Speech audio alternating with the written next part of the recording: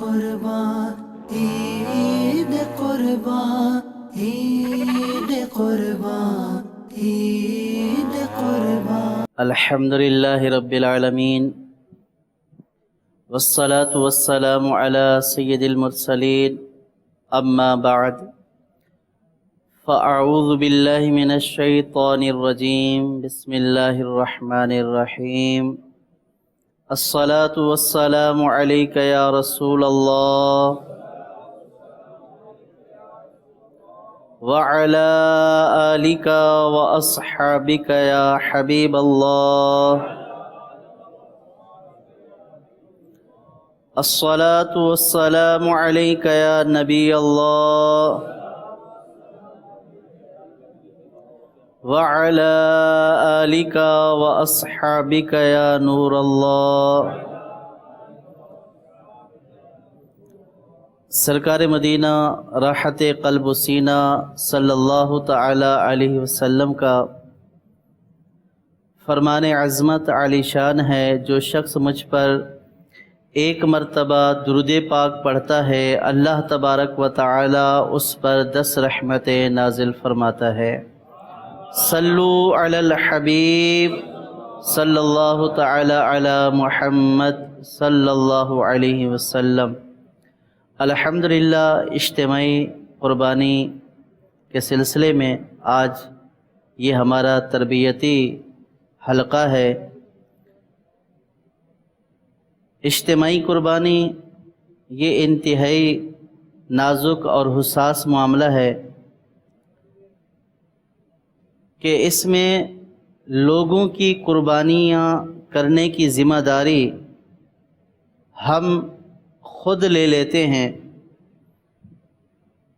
لوگوں کے واجب کی ادائیگی جو لوگوں نے کرنی ہوتی ہے، جو ان پر واجب ہے، جس کے انتظامات کرنا ان پر لازم ہے، وہ انتظامات اجتماعی قربانی کی صورت میں ان کا وکیل بن کر ہم اپنے ذمہ لے لیتے ہیں۔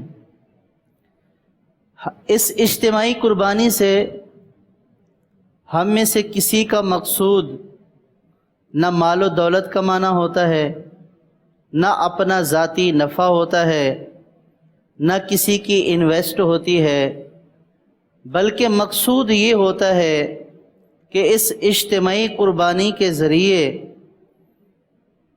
جو کھالیں اجتماعی قربانی کے جانوروں کی ہوں گی، اس سے دین کے کاموں میں مدد ہوگی۔ تو یوں اجتماعی قربانی میں حصہ لینے والے، یعنی جن کا جانور ہے، انہوں نے بھی کھال دے کر، اپنے جانور کی کھال دے کر دین کے کاموں میں مدد کی، اور ان سے بڑھ کر جو محنت اور کوشش ہمارے اسلامی بھائی کرتے ہیں کہ پہلے رسیدیں کاٹتے ہیں، پھر اس کے بعد جو ہے وہ پیسے حفاظت سے رکھتے ہیں، جانور خریدنے کے لیے جاتے ہیں، بلا شبہ اس میں اسلامی بھائیوں کی مبالغتاً دن اور رات ایک ہو جاتی ہے اور تھکاوٹ کا کوئی احساس نہیں ہوتا، بلکہ آخری دنوں میں تو یوں سمجھیں کہ جہاں جانور وہاں پہ ہمارا اسلامی بھائی نظر آتا ہے۔ تو یہ ساری کوشش اور محنت کس لیے کی جا رہی ہے؟ کسی کا بھی ذاتی نفع مقصود نہیں ہے، بلکہ ہمارے دلوں کے اندر ایک جذبہ ہے، وہ جذبہ ہے دین کی خدمت کرنے کا جذبہ، کہ اگر 4 پیسے اس اجتماعی قربانی سے بچیں گے تو وہ ہماری پیاری تحریک دعوت اسلامی میں خرچ ہوں گے۔ اور دعوت اسلامی بھی آپ سب جانتے ہیں، یہ کسی کا کوئی ذاتی مقصد نہیں ہے، یہ دین کا کام ہے، یہ سنیت کا کام ہے۔ آپ لوگوں کی کوشش اور محنت سے جو کھالوں کی رقم جمع ہوئی، یہی رقم آپ پر نہیں لگنی، بلکہ مدرسۃ المدینہ کے حفاظ، جامعۃ المدینہ میں پڑھنے والے علماء اور اساتذہ کی تنخواہوں اور دعوت اسلامی کے 100 سے زائد جو شعبہ جات ہیں یہ ان دینی شعبہ جات میں خرچ ہوگی، تو جہاں جہاں آپ کی تعاون اور آپ کی مدد سے خرچ ہوا تو یقیناً اس کا ثواب آپ کو ملے گا۔ نبی کریم صلی اللہ تعالی علیہ وسلم نے ارشاد فرمایا کہ جو خیر اور بھلائی کے اوپر تعاون کرنے والا ہے، جو خیر اور بھلائی کے کاموں میں مددگار ہے، گویا کہ وہ خیر اور بھلائی کا کام کرنے والا ہے۔ تو آپ جو خیر اور بھلائی کے کام میں معاون اور مددگار بنتے ہیں، گویا کہ آپ اس خیر اور بھلائی کے کام کو انجام دینے والے ہیں۔ تو لہٰذا آپ کی محنت اور آپ کی کوشش سے جو سرمایہ حاصل ہوتا ہے وہ جس بھی دینی کام میں خرچ ہوتا ہے وہاں پہ آپ کا حصہ بھی موجود ہوتا ہے، وہاں پہ آپ کا بھی اللہ تبارک و تعالیٰ کی رحمت سے آپ کو امید رکھنی چاہیے کہ آپ کا ثواب بھی وہاں پہ موجود ہے۔ جو اسلامی بھائی بہت عرصے سے، یعنی جب سے دعوت اسلامی بنی ہے اور یہ کھالوں کا سلسلہ جب سے شروع ہوا، تو ہم اور آپ دیکھتے آ رہے ہیں کہ اسلامی بھائی نہ اپنے کپڑوں کی پرواہ کرتے ہیں، نہ اپنی قیمتی گاڑیوں کی پرواہ کرتے ہیں، مقصد صرف یہ ہوتا ہے کہ ہمارے اس چھوٹے سے تعاون کو اللہ تعالیٰ قبول فرما لے۔ تو اللہ تبارک و تعالیٰ کی بارگاہ میں دعا ہے کہ اللہ تبارک و تعالیٰ ہماری اس چھوٹی سی محنت اور کوشش کو قبول فرمائے، اور ہماری اسی محنت کو اللہ تبارک و تعالیٰ ہماری آخرت کی بھلائی کا ذریعہ بنائے، ذریعہ نجات بنائے۔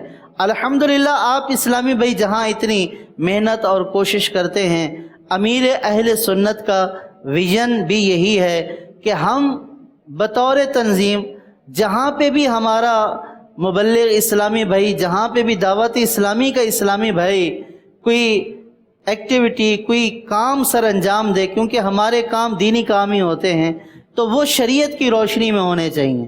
تو اجتماعی قربانی کو جو ہے وہ حتی الامکان شرعی تقاضوں کے مطابق کرنے کے لیے یہ اجتماعی قربانی کورس جو ہے یہ مرتب کیا گیا۔ اس کورس کی خصوصیت مختصر یہ ہے کہ اگر آپ اس کو توجہ سے سنیں گے تو انشاءاللہ دیکھیں گے تو انشاءاللہ آپ کو بہت ساری معلومات اس میں حاصل ہوں گی۔ اس میں اہتمام یہ کیا گیا کہ ایک تو بیان ہوتا ہے، بیان سننے میں بعض اوقات بوریت ہو جاتی ہے، لیکن جب کوئی چیز سامنے دکھائی جاتی ہے، وہ ویژول جو لرننگ ہوتی ہے، یعنی دیکھ کر سیکھنا، یہ زیادہ ایفیکٹو ہوتا ہے، زیادہ مؤثر ہوتا ہے۔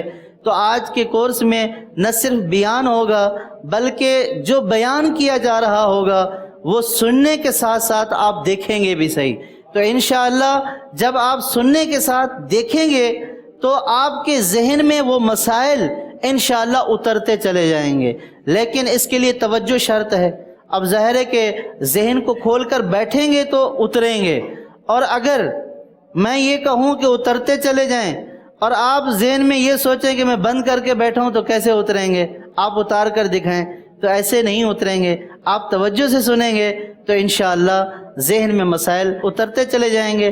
تو یہ تھوڑا سا جو ہے وہ لمبا ہے، تو اس لیے اس کو ذرا آپ نے اطمینان سے سننا ہے۔ صلو علی الحبیب صلی اللہ تعالی علی محمد۔ بہت ساری چیزیں تو ایسی ہیں کہ جو ہم کر رہے ہیں ہمیں معلوم ہی ہیں، لیکن ان میں خاص تھوڑی بہت توجہ کی ضرورت ہے۔ انشاءاللہ جب ہم ان کو توجہ سے دیکھیں گے تو انشاءاللہ ہمیں بہت کچھ سمجھنے میں آسانی ہوگی۔ یہ اجتماعی قربانی کورس جیسا کہ آپ کو اسکرین پر نظر آ رہا ہے، آج انشاءاللہ اسی سے متعلق جو ہے وہ ہم سنیں گے۔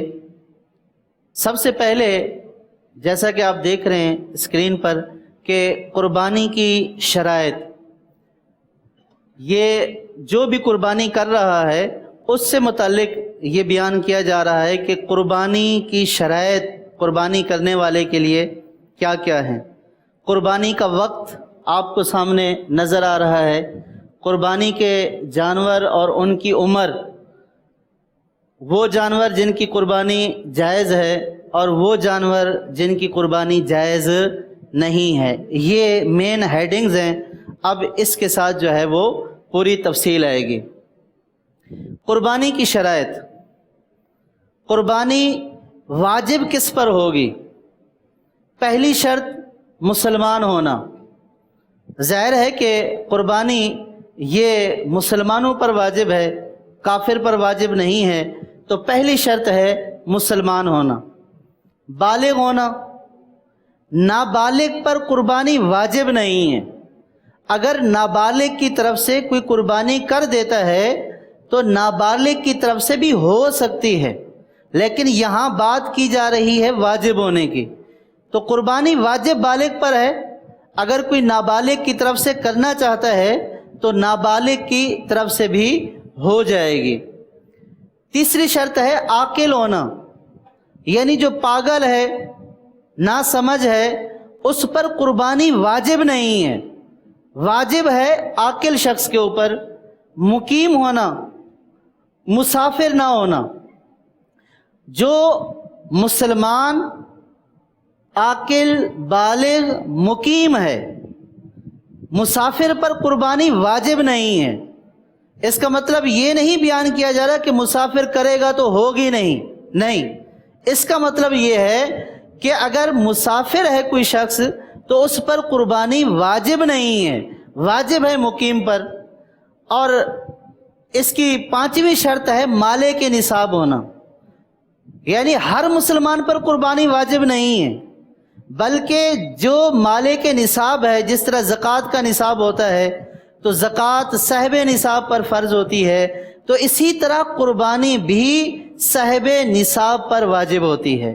یہ موٹے موٹے مسائل ہیں: مسلمان ہونا، بالغ ہونا، عاقل ہونا، مقیم ہونا اور مالے کے نصاب ہونا.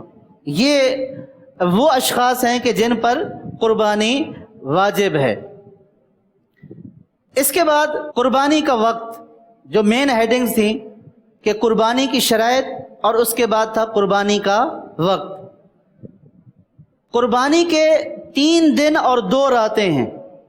یہ لکھے ہوئے اوپر 10 ذوالحجۃ الحرام، 11 ذوالحجہ اور 12 ذوالحجہ.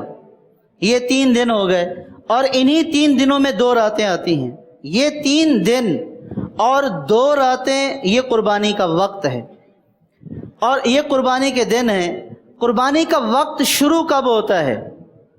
10 ذوالحجہ کی صبح صادق سے لے کر 12 ذوالحجہ کے غروب آفتاب سے پہلے 10ویں ذوالحجہ کی جو ہی طلوع صبح صادق ہوگی، قربانی کا وقت شروع ہو چکا. اور یہ ختم کب ہوگا؟ 12ویں کی غروب آفتاب تک یہ وقت ہے، اور جو ہی سورج غروب ہو جائے گا قربانی کا وقت ختم ہو چکا. شہر میں قربانی کا وقت نماز عید کے بعد ہوتا ہے. اب جیسے بیان کیا گیا کہ طلوع صبح صادق کے بعد، تو شہر میں وقت تو طلوع صبح صادق میں شروع ہو گیا، لیکن شہر میں یہ شرط ہے کہ جب عید کی نماز ہو جائے تو اس کے بعد جانور کو ذبح کرنا ہے، قربان کرنا ہے.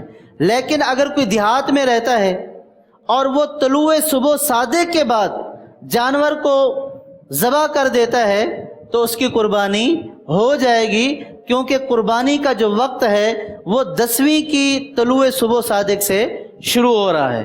لیکن شہر والوں کے لیے کیا شرط ہے کہ جب عید کی نماز ہو جائے، پڑھ لی جائے. اگر شہر میں کسی ایک جگہ بھی عید کی نماز ہو گئی تو اب شہر میں بھی قربانی کا وقت شروع ہو چکا. اچھا، اس کے بعد تیسری بات، قربانی کے جانور اور ان کی عمر. یہ آپ سب جانتے ہیں، صرف ذہن نشین کرانے کے لیے.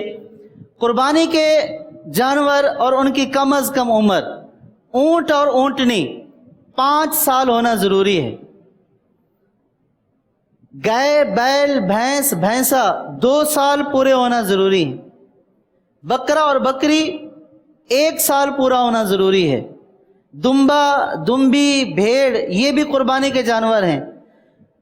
یہ 6 ماہ کا اتنا بڑا کہ دور سے دیکھنے میں سال بھر کا معلوم ہو، یعنی بھیڑ میں، دمبے میں عمر سال ہو ضروری نہیں ہے، اگر سال سے کم بھی ہے، لیکن شرط یہ ہے کہ دور سے دکھنے میں 1 سال کا لگے، تو اس صورت میں اگر اس کی عمر 1 سال سے کم بھی ہے تو قربانی ہو جائے گی۔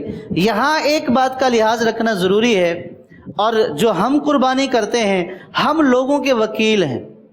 اب بعض اوقات ایسا ہوتا ہے کہ جب ہم منڈی میں خریدنے جاتے ہیں، جو بھی خریدنے جاتا ہے، تو بعض اوقات جانور بڑا تگڑا ہوتا ہے، پسند آ جاتا ہے کہ گوشت کے اعتبار سے بھی اچھا ہے اور قیمت کے اعتبار سے بھی اچھا ہے، لیکن اس کے جو مطلوبہ دانت ہوتے ہیں وہ نہیں نکلے ہوئے ہوتے ہیں، ایک نکلا ہوا ہوتا ہے، ایک نہیں نکلا ہوا ہوتا، یا اس نے دانت گرائے نہیں ہوئے ہوتے۔ اب ہمارے دل میں وہ جو ہے نہیں بیٹھ جاتا ہے، اب ہم اس سے پوچھتے ہیں کہ اس کی عمر کتنی ہوگی، تو وہ قسمیں اٹھاتا ہے کہ بھئی میرے گھر کا پالا ہوا ہے، یہ ہمارے ہاتھوں کا پالا ہوا ہے، اس کی عمر 2 سال پوری ہو چکی ہے، لیکن یہ دانت اس نے ابھی گرائے نہیں ہیں، کچھ ہی دنوں بعد گرا دے گا۔ ہرگز ایسا جانور نہ خریدیے، کیونکہ جب یہ دانت ہیں علامت، اگر اس نے دانت نہیں گرائے تو اس کا مطلب یہ ہے کہ اس کی عمر پوری نہیں ہے۔ تو لہٰذا عمر پوری ہونے کی جو نشانیاں ہیں وہ نشانیاں پوری ہونا ضروری ہیں۔ اگر ہم نے ایسا جانور خرید لیا کہ جس کی عمر پوری نہیں تھی اور ہم نے ذبح بھی کر دیا، قربانی نہیں ہوئی، بلکہ اس جانور کا تاوان اپنی جیب سے دینا پڑے گا۔ تو لہٰذا جانور خریدنے کے لیے جاتے ہوئے اس بات کا لحاظ رکھنا ضروری ہے، ابھی آگے بھی آئے گا، کہ جانور خریدنے کے لیے اس کو لے جائیں کہ جو جانوروں کی عمر پہچاننے میں مہارت رکھتا ہو، جو علامات دیکھ کر پہچان لے کہ ہاں یہ اونٹ اور اونٹنی 5 سال کی ہیں، گائے بیل بھینس یہ واقعی 2 سال کے ہو چکے ہیں، بکرا اور بکری واقعی 1 سال کا ہو چکا ہے، اور یہ دمبا دمبی اگرچہ 1 سال سے چھوٹے ہیں لیکن دکھنے میں یہ 1 سال کے لگ رہے ہیں۔ جس شخص کو ایسا تجربہ ہو اس کا ساتھ ہونا ضروری ہے، ورنہ آپ نے پیسے بھی خرچ کیے، جانور بھی خریدا، لیکن چونکہ آپ نے عمر کے مطابق جانور نہیں خریدا تو اس کی قربانی نہیں ہوئی، اس کی قربانی نہ ہونے کے ساتھ ساتھ آپ کو تاوان بھی دینا پڑے گا۔ اس کو تو پھر بھی کچھ نہ کچھ فائدہ حاصل ہو گیا، گوشت مل گیا، اس کو جانور بھی قربان ہو گیا، اگرچہ قربانی نہیں ہوئی لیکن آپ کو کوئی فائدہ حاصل نہیں ہوگا، آپ کو جیب سے تاوان دینا پڑے گا، محنت بھی گئی، ملامت بھی جو ہے وہ شرمندگی بھی حاصل کی اور تاوان بھی جیب سے دیا۔ تو ایسا کام نہیں کرنا، اگرچہ کہ ہمیں جانور تھوڑا سا مہنگا ملے لیکن عمر پوری ہونا ضروری ہے۔ اب یہ آپ نے اونٹ اور اونٹنی دیکھے ہوئے ہیں، گائے بیل بھینس دیکھ لیجئے، آپ بکرے بکری کو بھی دیکھ لیجئے، یہ بھیڑ دمبا اس کو بھی دیکھ لیجئے آپ۔ وہ جانور کہ جن کی قربانی جائز ہے، یعنی بظاہر ان میں تھوڑا بہت عیب پایا جاتا ہے، لیکن ایسا عیب پائے جانے کے باوجود بھی اس کی قربانی جائز ہو۔ بھینگا ہو، دیکھیں جو بھینگا ہوتا ہے وہ تھوڑا سا یوں کر کے ترچھا دیکھتا ہے، تو یہ دکھایا گیا ہے، نشانی دکھائی گئی ہے، اس کو سرکل کیا گیا ہے کہ یہ اگرچہ عیب ہے لیکن یہ ایسا عیب ہے بھینگا ہونا کہ اس سے قربانی جائز ہو جاتی ہے۔ اس کے بعد خارشی جانور لیکن ہو فربا، موٹا تازہ ہو، خارش ہو، یہ خارش کی بیماری ہونا یہ اگرچہ کہ عیب ہے لیکن اگر وہ موٹا تازہ ہے تو ایسے خارشی جانور کی قربانی ہو جائے گی۔ یہ جہاں پہ خارش ہے اس کو سرکل کیا گیا ہے، یہ علامت ہے کہ جس جانور کو خارش ہوگی تو یہ گردن کے اوپر بھی آپ نشانات دیکھ رہے ہیں اور اس کے پیٹ پر بھی نشانات دیکھ رہے ہیں، یہ خارشی جانور ہے لیکن موٹا تازہ ہے، اس لیے اس کی قربانی ہو جائے گی۔ وہ جانور جس کی چکی، دم یا کان تہائی یا اس سے کم کٹے ہوں، اب دیکھ لیں کہ یہ دکھائی گئی ہے گائے اور اس کی دم دکھائی گئی ہے. اس دم کے 3 حصے کیے ہوئے ہیں. ایک حصہ یہ کیا ہوا ہے جو اوپر یہ 3/3 2/3 یہ 1/3 یعنی جو اس جہاں سے بال اگ رہے ہیں نیچے دم اس کے اوپر سے شروع ہوتی ہے, بالوں سے شروع نہیں ہوتی. اب یہ دیکھ رہے ہیں یہ 1/3 حصہ ہے اور اس کے اوپر 2/3 حصہ ہے, اس کے اوپر وہ تیسرا حصہ ہے. اب اگر اس کی دم 1/3 حصے تک کٹی ہوئی ہے, یہ دیکھیں جہاں پہ سرکل کیا ہوا ہے یہ تیسرا حصہ ہے, تو ایسے جانور کی قربانی ہو جائے گی. جس کی دم 1/3 کٹی ہوئی ہے اس کی قربانی ہو جائے گی, 1/3 یا اس سے کم کٹی ہوئی ہے تو اس کی قربانی ہو جائے گی. یہ آپ کو بتایا گیا ہے کہ یوں آپ دم کے 3 حصے کر لیں اور اب آپ دیکھ لیں بالوں والے حصے کو چھوڑ دیں کیونکہ جو بال ہیں وہ دم نہیں ہیں. تو اگر اس کا 1/3 یا 1/3 سے کم کٹا ہوا ہے تو اس صورت میں قربانی ہو جائے گی. یہ دیکھیں بکرے کے کان اگر کٹے ہوئے ہیں تو اس میں بھی یہی دیکھا جائے گا کہ اگر اس کے 1/3 کان یا اس سے کم کٹے ہوئے ہیں تو قربانی ہو جائے گی. یہ دیکھیں کان جو ہے وہ 9 انچ اس کی لمبائی ہے, یہ 3 انچ ہے, پھر اس کے بعد 3 انچ ہے, پھر اس کے بعد 3 انچ ہے. اگر 9 انچ کا ہے اور اس میں 3 انچ یا اس سے کم کٹا ہوا ہے تو اس کی قربانی ہو جائے گی. اگر اس سے زیادہ کٹا ہوا ہے تو پھر اس کی قربانی نہیں ہو گئی. اسی طرح جس جو ہے وہ نر کے خصیے نکال دیے گئے ہوں, جو نر ہونے کی علامات ہیں, اگر وہ نکال دی گئی ہوں تو یہ بھی عیب نہیں ہے, بلکہ اس کا نکل جانا یہ اس کے گوشت کو زیادہ لذیذ کر دیتا ہے. بظاہر عقل میں آتا ہے کہ اس میں عیب ہے, لیکن عیب وہ ہوتا ہے کہ جو قیمت کو کم کر دے یا گوشت کے اندر خرابی پیدا کر دے. اب نر کی علامت کو اگر نکال دیا گیا نہ اس کی قیمت کم ہوتی ہے بلکہ اس کا گوشت اور زیادہ لذیذ ہو جاتا ہے. جو آنڈو ہوتا ہے جس میں علامات ہوتی ہیں وہ اس کے گوشت میں تو دور سے جو ہے وہ بدبو آنا شروع ہو جاتی ہے کیونکہ بدبودار ہوتا ہے. جو پیشاب پیتا ہے تو وہ جلالہ ہوتا ہے, اس کی قربانی بھی جائز نہیں ہے. لیکن اگر یہ علامات نکال دی گئی ہیں تو یہ عیب نہیں ہے, اس کی قربانی ہو جائے گی. اسی طرح اگر جانور کی اون کٹی ہوئی ہو تو اون کا کٹا ہوا ہونا بھی عیب نہیں ہے. جیسے جو ہے وہ اونٹ کی, اونٹنی کی, بکری کی, بھیڑ کی اون کٹی ہوئی ہے تو اون کٹا ہوا ہونا عیب نہیں ہے. بلکہ بعض جو اونٹ ہوتے ہیں اس میں اون کو جو ہے وہ بڑے طریقے سے تراشا خراشا ہوا ہوتا ہے نا, اوپر جو ہے وہ کلرنگ کی ہوئی ہوتی ہے اور بیل بوٹے بنائے ہوئے ہوتے ہیں, تو اس سے کوئی عیب پیدا نہیں ہوتا, اس کی قربانی جائز ہے. وہ جانور جس کو داغا گیا ہو, عام طور پر اونٹوں کو داغا جاتا ہے, تو جو داغا ہوا ہے تو اس کی بھی قربانی جائز ہو جائے گی. وہ جانور جن کی قربانی جائز ہے ان میں سے گائے یا اونٹنی جس کا صرف ایک تھن خشک ہو. گائے یا اونٹنی کتنے تھن ہوتے ہیں اس میں؟ 4. اگر ایک تھن خشک ہو, دیکھیں خشک ہونے کو ظاہر کیا گیا ہے کہ باقی تھن جو ہے وہ دودھ سے بھرے ہوئے ہیں لیکن ایک خشک ہے, تو بعض اوقات پتہ نہیں چلتا کہ خشک ہونے سے کیا مراد ہے. تو یہ دکھایا گیا کہ خشک ہونے سے مراد یہ ہے گائے اور اونٹنی کے 4 تھنوں میں اگر ایک تھن خشک ہے تو اس کی قربانی ہو جائے گی. اسی طرح دمبا یا دمبی میں جو ہے وہ بعض بڑی چکی والے ہوتے ہیں, بعض چھوٹی والے ہوتے ہیں, تو چکی کا بڑا ہونا یا چھوٹا ہونا یہ کوئی عیب نہیں ہے, اس کی بھی قربانی ہو جائے گی. جس کے پیدائشی سینگ نہ ہوں, وہ جانور جس کے پیدائشی سینگ نہ ہوں اس کی بھی قربانی جائز ہے. یعنی آپ لینے گئے, اس کے سینگ نہیں ہے, آپ نے پوچھا سینگ کہاں ہے, تو وہ کہتا ہے کہ اس کے پیدائشی سینگ نہیں ہے, تو یہ عیب نہیں ہے, اس کی قربانی جائز ہے. اب جس کا سینگ جڑ سے کم ٹوٹا ہوا ہو ان کی بھی قربانی جائز ہے. سینگ ٹوٹا ہوا ہے لیکن مینگ تک نہیں ٹوٹا ہوا, مینگ سے کم ٹوٹا ہوا ہے، جیسے مینگ وہ سینگ جو اندر سے ٹوٹتا ہے، جو سر کے اندر ہوتا ہے، وہ مینگ سے ٹوٹنا کہلاتا ہے۔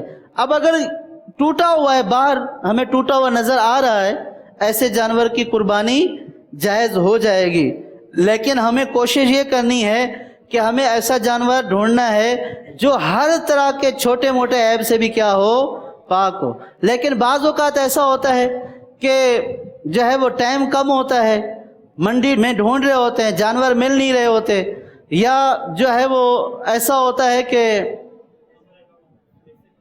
پیسے جو ہے وہ اس کے کم ہو جاتے ہیں، کم ہوتے ہیں، ظاہر ہے کہ تھوڑا بہت عیب ہے، لوگ نہیں خریدتے ہیں، اور ہمارے پاس اپنی گنجائش بھی کم ہے، تو ہمیں ایسا جانور چاہیے ہوتا ہے کہ جو ہمیں مناسب پیسوں میں اچھا جانور مل جائے۔ تو جانور تو اچھا ہوتا ہے لیکن سامنے سے سینگ ٹوٹا ہوا نظر آتا ہے، تو اگر مینگ تک نہیں ٹوٹا ہوا تو اس کی قربانی جائز ہے۔ اور مینگ تک ٹوٹا ہوا ہونے سے کیا مراد ہے وہ ابھی آگے آ رہا ہے۔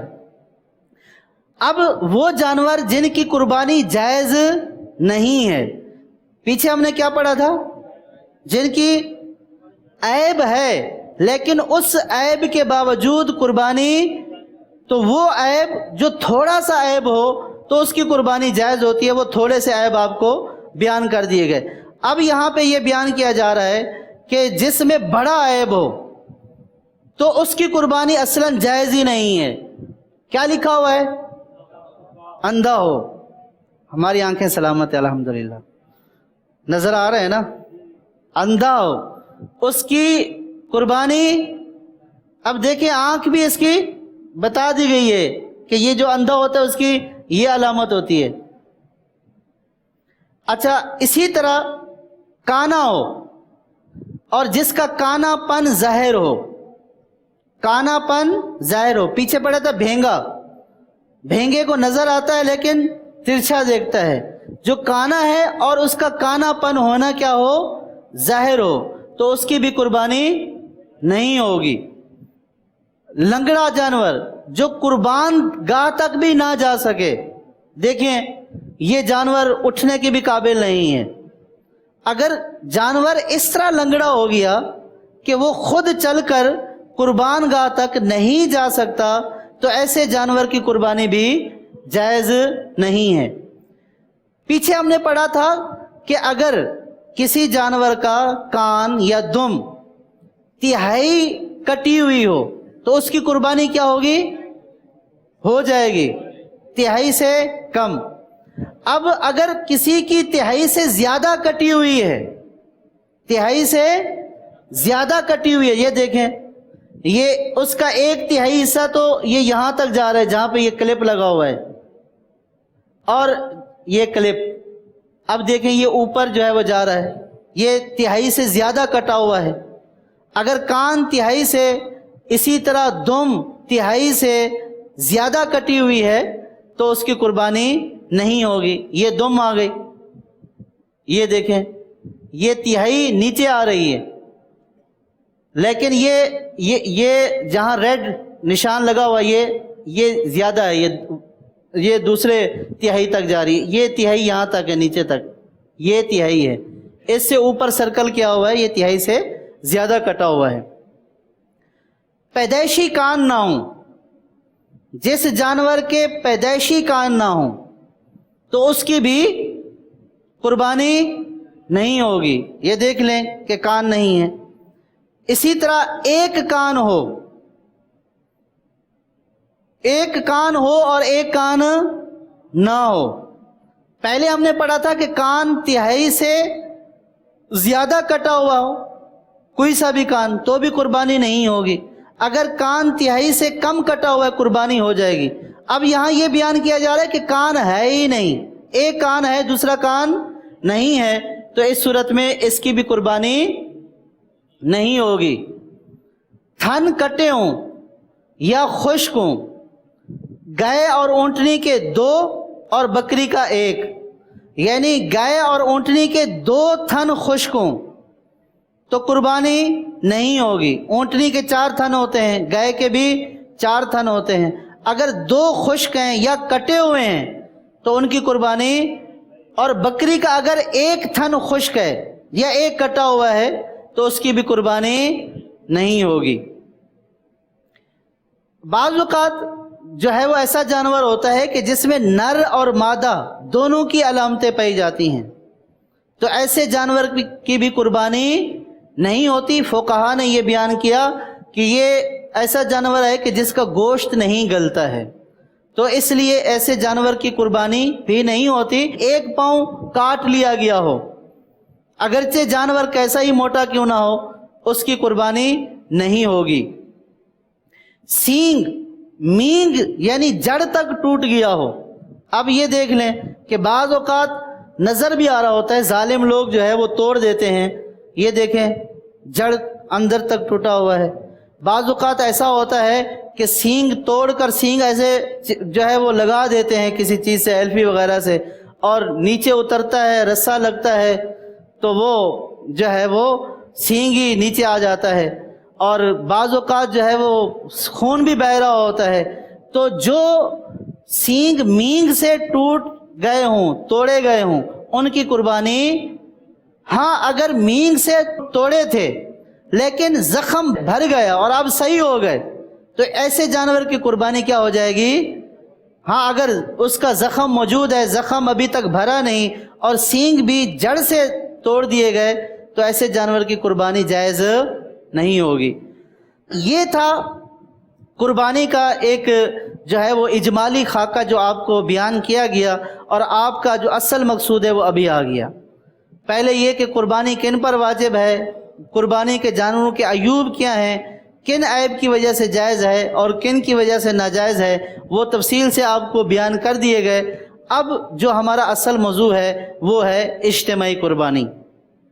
اجتماعی قربانی میں ان مسائل، یہ جو آپ کے سامنے مسائل لکھے ہوئے ہیں، شریک کا انتقال ہو جانا، کسی کا حصہ 7ویں سے کم نہ ہونا، بد مذہب و کافر کا شریک ہونا، سال گزشتہ کی قربانی کا حصہ، سب کی نیت تقرب کی ہو، ثواب حاصل کرنے کی ہو، یہ جتنے بھی مسائل ہیں، یہ ابھی ہیڈنگز ہیں، ان کی تفصیل آ رہی ہیں۔ یہ جتنے بھی مسائل ہیں ان کا خیال رکھنا ان مسائل کا ضروری ہے۔ اگر کوئی ایک مسئلہ بھی اجتماعی قربانی کے کسی جانور کے حصے میں پیدا ہو گیا تو اس صورت میں قربانی نہیں ہوگی۔ دیکھ لیا آپ نے، شریک کا انتقال، کسی کا حصہ 7ویں سے کم نہ ہو، کوئی بد مذہب شریک نہ ہو، جو قربانی کر رہا ہے وہ پچھلے سال کی قربانی نہ کر رہا ہو، اسی سال کی قربانی کر رہا ہو، سب کی نیت ثواب کی ہو۔ شریک کا انتقال سے کیا مراد ہے؟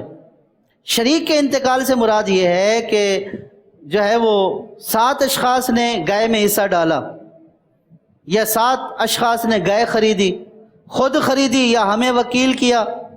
ہم رسید کاٹتے ہیں نا کہ 7 رسیدیں ہو گئی تو ہم کہتے ہیں کہ ایک گائے بک ہو گئی، اب اس گائے میں وہ 7 افراد شریک ہو گئے۔ اب یاد رکھیے کہ یہ جو گائے ہے جس میں 7 افراد شریک ہوئے ہیں، یہ اس میں 7 کے 7 شریک ہیں۔ اب اگر ان شریکوں میں سے کسی کا انتقال ہو جاتا ہے، تو جب کسی کا انتقال ہو جاتا ہے، ابھی تو اس کی قربانی ہوئی نہیں ہے، اس کے پیسے ہمارے پاس بطور وکالت موجود ہیں۔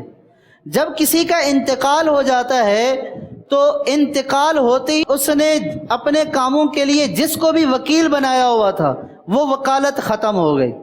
ہم اس کے وکیل تھے اور اس کی طرف سے قربانی کر رہے تھے، اب اس کا انتقال ہو گیا، ہماری وکالت ختم ہو گئی۔ کیوں؟ اب وکالت ختم ہو گئی تو اب کیا ہوا، اس کا جو حصے کی رقم ہے وہ اس کے ورثاء کی ہو گئی۔ اب ہم نے قربانی کر دی اس شخص کی کہ جس کی وکالت ختم ہو چکی تھی، وہ دنیا میں موجود ہی نہیں، اور رقم تھی ان کے ورثاء کی، تو اس کی قربانی ایک حصے کی ہوئی نہیں ہے۔ اور اگر ایک حصے کی قربانی نہیں ہوگی تو 7 حصوں کی قربانی نہیں ہوگی۔ جانور ہم نے حلال کیا، جانور حلال ہو گیا، گوشت کھانا بھی جائز ہوگا، لیکن جو قربانی کا واجب ہے وہ ادا نہیں ہوا۔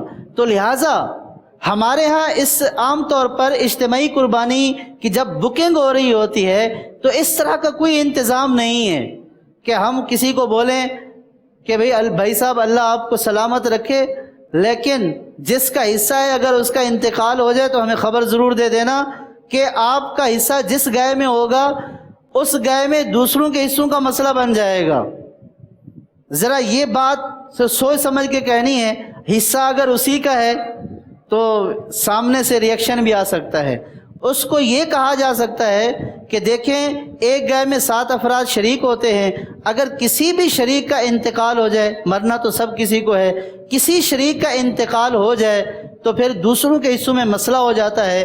لہٰذا آپ ہمیں کوئی ایسا طریقہ بتا دیں کہ اگر خدا نہ خواستہ آپ کسی کا حصہ لے رہے ہیں، اس کا انتقال ہو جائے تو ہمیں اطلاع ضرور کیجئے گا، تاکہ ہم آپ کی رقم جو ہے وہ اس جس کی بھی رقم ہے اس کے ورثاء کے سپرد کر دیں. اور عام طور پر آپ دیکھتے ہیں، آپ حج پر جاتے ہیں، کوئی بھی کام کرتے ہیں تو اس میں نومینی ہوتا ہے. ہم خود ہی اپنے ہاتھوں سے بھرتے ہیں کہ پیچھے آپ کا نومینی کون ہوگا. تو نومینی کا مطلب ہی یہی ہے، اگر آپ کا انتقال ہو جاتا ہے تو پیچھے معاملات کس کے ساتھ کیے جائیں گے، آپ کی رقم کس کو دی جائے گی، دیگر معاملات کون جو ہے وہ ہوگا. اسی طرح بینک میں اکاؤنٹ کھلواتے ہیں تو اس میں بھی نومینی ہوتا ہے. تو اسی طرح قربانی میں بھی نومینی کا ہونا، اور پھر نومینی تو بعد میں ہوگا، اس کی اطلاع ہونا کہ ہاں فلاں کا انتقال ہو گیا، تاکہ دوسروں کا حصہ ضائع نہ ہو. تو یہ ضروری ہے. اب اس کو آپ کس طریقے سے کریں گے یہ اب آپ دیکھ لیجئے، سوچ لیجئے. اگر رسید کاٹنے والے جو رسید کاٹتے ہیں اگر وہ موجود ہوں گے تو وہ یہ بات کسی بھی اچھی طریقے سے بتا سکتے ہیں. قربانی کے کسی بھی حصے میں اگر کافر یا بد مذہب، ایسا بد مذہب کہ جس کی بد مذہبی حد کفر تک پہنچ چکی ہے، وہ اگر شریک ہو گیا تو قربانی کسی کی بھی نہیں ہوگی. سال گزشتہ کی قربانی، اگر کسی کی قربانی رہ جائے تو وہ جو ہے وہ رقم صدقہ کرے گا، بکرے کی رقم صدقہ کرے گا.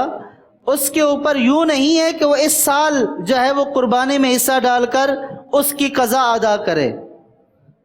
دیگر عبادات میں تو ہم یہ کرتے ہیں نا، کسی کی نماز قضا ہوگی تو ہم کہتے ہیں کہ نماز پڑھ لو، اگر کسی کا روزہ قضا ہو گیا تو ہم کہتے ہیں روزہ رکھ لو. اگر کسی کی قربانی چلی گئی، واجب تھی نہیں کر سکا، تو اب وہ کیا کرے گا؟ اس کے لیے وہ قربانی نہیں کرے گا بلکہ قربانی کے حصے کی رقم کیا کرے گا؟ صدقہ کرے گا. اب اگر کوئی شخص گزشتہ سال کی جو قربانی رہ گئی تھی اس کا حصہ اس سال کی اجتماعی قربانی میں ڈال دیتا ہے تو اس صورت میں جو 6 شریک ساتھ ہیں ان کی بھی قربانی نہیں ہوگی. یہ بات تو آسان ہے پوچھنا کہ اسی سال کی قربانی ہے، گزشتہ سال کی تو قربانی ہے اس میں شامل نہیں ہے، یعنی جو بھی ہمارے سامنے آیا ہے تو ہم اس سے وکالت نامہ پڑھواتے ہیں، اس کو بتاتے ہیں. تو یہ بھی پوچھنا کوئی مشکل کام نہیں ہے کہ حضرت یہ اسی سال کی قربانی ہے نا، پچھلے سالوں کی قربانی تو کہیں نہیں کر رہے. تو وہ اگر بولتا بھی ہے کہ اس میں کیا مسئلہ ہے تو یہ بولا یہ شرعی مسئلہ ہے، قربانی میں مسئلہ ہو سکتا ہے، اس اعتبار سے آپ سے پوچھ رہے تھے. تو اس سے وہ اور زیادہ مطمئن ہو جائے گا کہ یہ ہماری قربانیوں کا خیال کر رہے ہیں. سب کی نیت ثواب کی ہو. ایک مسئلہ آپ نے بہت مرتبہ سنا ہوگا اور عام طور پر بیان کیا جاتا ہے کہ اگر کوئی شخص قربانی اس لیے کر رہا ہے، یعنی جانور میں حصہ اس لیے ڈال رہا ہے کہ اس کو قربانی والے دن گوشت حاصل ہو جائے، کہتا ہے مجھے قربانی کی ضرورت نہیں ہے، بس گوشت حاصل ہو جائے کسی طریقے سے، تو ایسا شخص کا حصہ کہ جو صرف گوشت حاصل کرنے کے لیے قربانی کے جانور میں حصہ ڈالتا ہے تو اس کا حصہ جس جانور میں ہوگا دوسرے 6 افراد کی بھی قربانی نہیں ہوگی. وجہ یہ ہے کہ قربانی ثواب حاصل کرنے کے لیے کی جاتی ہے. قربانی کے ہر جز میں ثواب کی نیت ہونا ضروری ہے. گوشت کھانا یہ مباح ہے، جائز ہے، لیکن یہ ثواب نہیں ہے. ثواب کی جو نیت ہوگی وہ قربانی سے حاصل ہوگی. یا عقیقہ ہے، جیسے عقیقہ بھی ثواب حاصل کرنے کے لیے کیا جاتا ہے، اسی لیے کہا جاتا ہے کہ قربانی کے جانور میں عقیقے کا حصہ ڈال سکتے ہیں، اس لیے کہ قربانی بھی ثواب ہے اور عقیقہ بھی ثواب ہے اور دونوں برابر کے ثواب ہیں.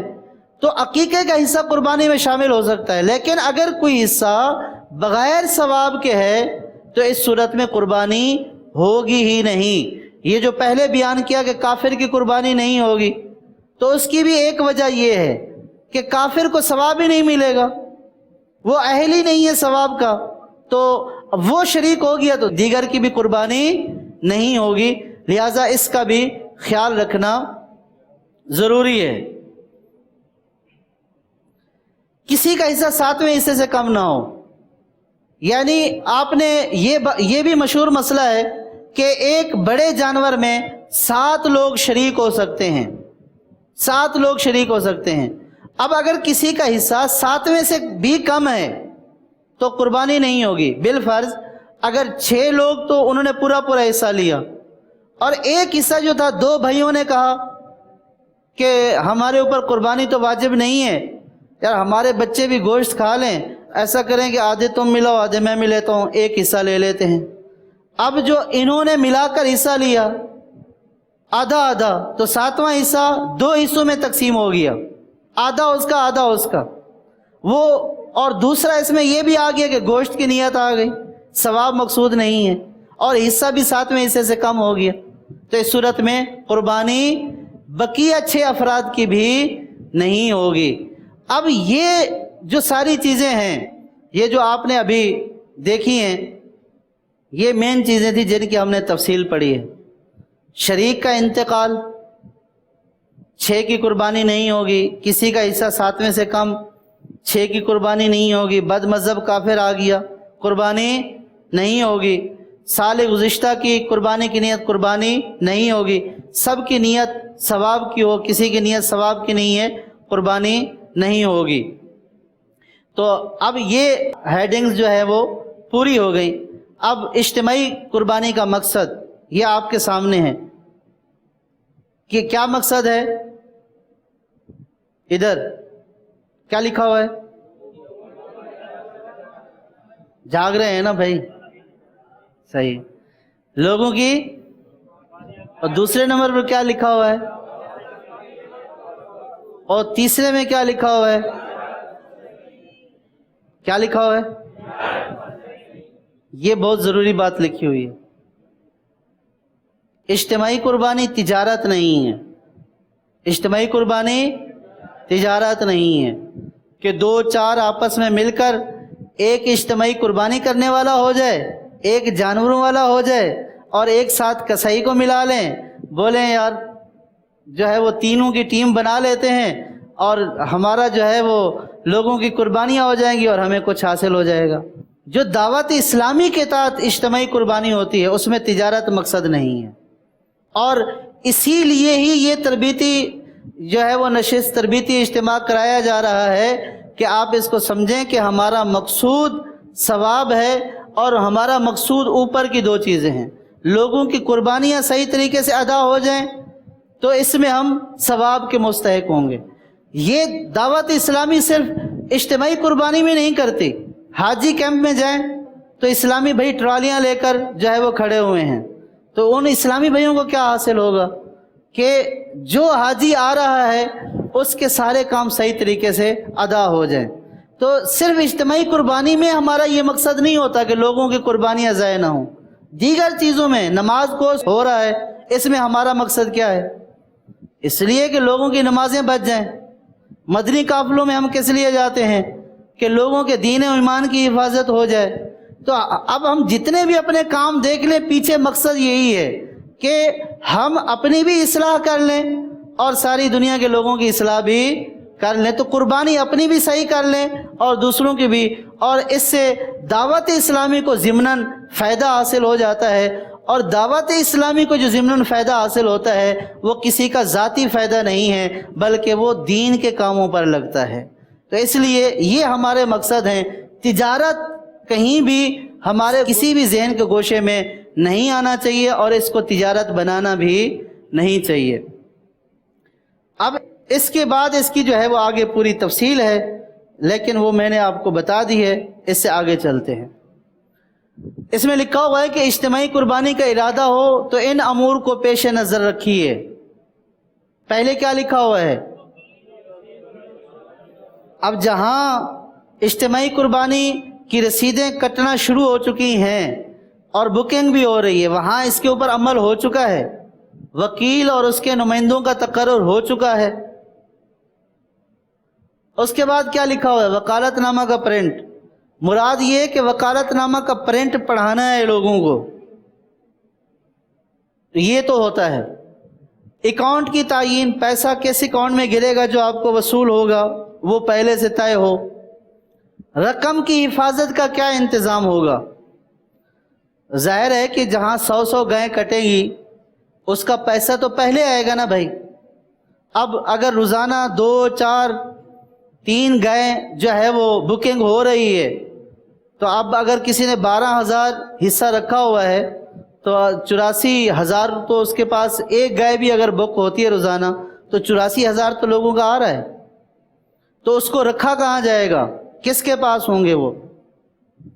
اس کے بعد اجتماعی قربانی کے جانور باندھنے کی جگہ کا انتظام، کہاں باندھے جائیں گے؟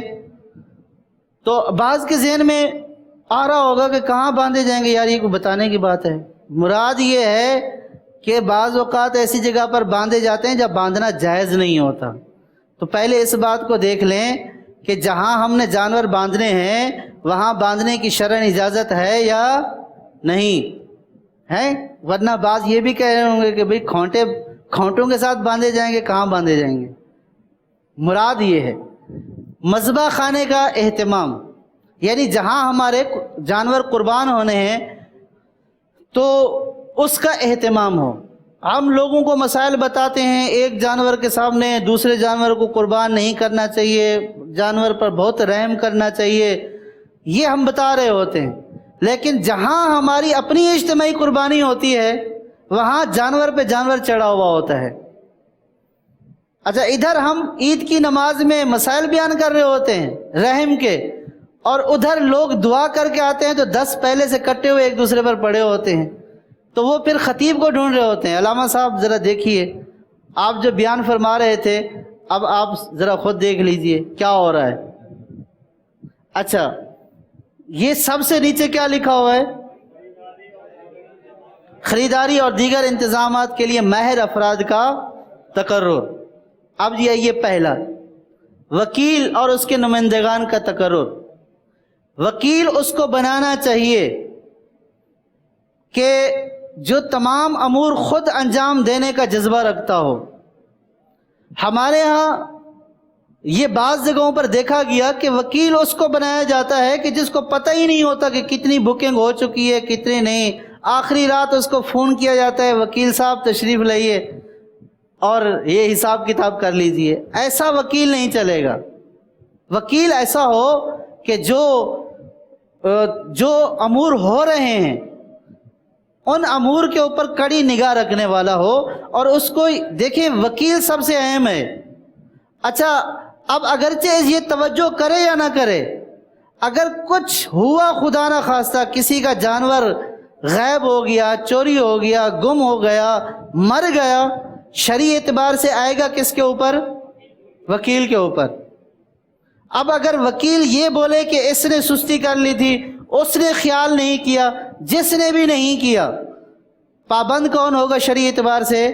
وکیل ہوگا۔ تو لہذا جس کا بھی نام لکھا جاتا ہے نا، وہ پرنٹ کے اوپر، جو پرنٹ ہم پڑھاتے ہیں تو نام تو سب ایک ساتھ ہی ہم لکھ دیتے ہیں، سجاد صاحب لکھ دیا سب کے اوپر، خوش بھی ہو رہے ہوتے ہیں یار اتنے لوگوں میں میرا نام جائے گا، تشہیر ہو رہی ہے، لیکن وکیل اسے بنایا جائے جو تمام امور خود انجام دینے کا جذبہ رکھتا ہو۔ نمائندے بھی وہ ہوں جو وکالت کے تقاضوں سے واقف ہوں۔ ضروری نہیں کہ ہر جگہ ہو رہا ہو، لیکن بعض جگہ یہ دیکھا جاتا ہے کہ فرد یہ قربانی کر رہا ہے، اس نے اس کو اس سے پوچھے بغیر وکیل بنا دیا، اس کا نمائندہ بنا دیا، نہ نمائندوں کو پتہ نہ وکیل کو پتہ۔ بعد میں وہ بھی کہہ رہا ہوتا ہے مجھے تھوڑی بتایا تھا کہ مجھے وکیل بنایا گیا۔ ایسا نہیں ہونا چاہیے۔ جس کو وکیل بنائیں اس کو بتائیں کہ آپ وکیل ہیں، اب آپ نے ہی سارے امور سر انجام دینے ہیں، اور وکیل کا جو نمائندہ ہو اس کو بھی معلوم ہونا چاہیے اور اس کو بھی پتہ ہو کہ میری کیا کیا ذمہ داری ہیں۔ وکیل اور اس کے نمائندگان کو خریداری سے لے کر ذبح تک موقع پر موجود ہونا ضروری ہے. جب جانور خریدنے جا رہے ہیں، اتارے جا رہے ہیں، ذبح کیے جا رہے ہیں، اس وقت جو بھی وکیل صاحب ہیں تو اس کا وہاں پہ ہونا ضروری ہے. وکالت نامہ آپ سب جانتے ہیں. دیکھیں وکالت نامہ اگر آپ نے کسی کو صحیح پڑھا دیا تو اس سے آپ کے کاموں میں کافی آسانی ہو جائے گی. اگر خدا نہ خواستہ جانور ضائع ہو جاتا ہے اور ابھی آپ جس کو وکالت نامہ دے رہے تھے اس نے بولا ہر سال میں آپ کیا کرتا ہوں اعتماد ہے، کوئی مسئلہ نہیں ہے. اگر خدا نہ خواستہ جانور میں کچھ ہوا، سب سے زیادہ شور کرنے والا یہ ہوگا کہ آپ نے میرے ساتھ ایسا کر دیا، آپ نے میرے ساتھ ویسا کر دیا، اور یہ آپ نے کیسی ٹیم بٹھا دی، ہر سال اچھا ہوتا تھا. تو اس سارے شور شرابے سے بچنے کا ایک حل ہے کہ پہلے ہم اس کو بول دیں کہ یہ وکالت نامے کے ایک ایک لفظ کو پڑھ لیں اور اس کو بتا دیں کہ بھائی ہم آپ کے وکیل ہیں. اگر ہماری کوتاہی کے بغیر اس کو خلاصہ بتا دیں، بھائی صاحب اس کا خلاصہ یہ ہے کہ آپ ہمیں وکیل بنا رہے ہیں، پیسہ آپ کا ہے، ہم آپ کی طرف سے قربانی کریں گے، لیکن خدا نہ خواستہ کوئی ایسا حادثہ ہو گیا، کوئی ایسی چیز ہو گئی جس میں ہماری کوتاہی نہیں ہوئی، آپ کا جانور گم ہو گیا، ضائع ہو گیا، چوری ہو گیا، تو وہ آپ کا جائے گا، ہمارا نہیں جائے گا. خلاصہ یہ ہے. تو یہ جب بتائیں گے تو وہ پڑھے گا، اور جب وہ پڑھے گا تو پھر وہ شور شرابہ نہیں کرے گا. اس کو کہیں گے کہ بھئی یہ دیکھیں ہم نے آپ کو بتایا بھی تھا اور لکھا ہوا بھی ہے.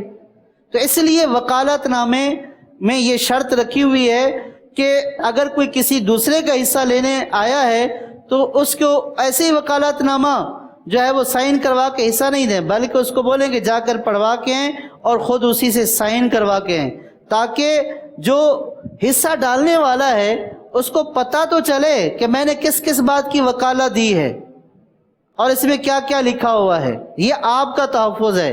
وکالت نامہ آپ جتنے اچھے طریقے سے حصہ دار کو بتائیں گے اس میں آپ کا تحفظ ہے.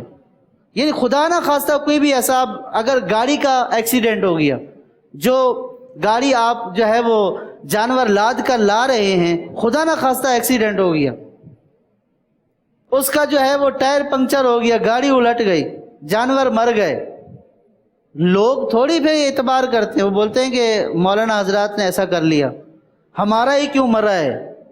تو اس طرح کی امور سے بچنے کے لیے وکالت نامہ پڑھانا ضروری ہے. رقم کی حفاظت کا نظام. رقم کی حفاظت دو طریقے سے ہوگی. ایک تو جانور خریدنے سے پہلے، اور دوسرا جب ہم جانور خریدنے جا رہے ہوں گے. یہ دونوں مواقع پہ رقم کی حفاظت ضروری ہے.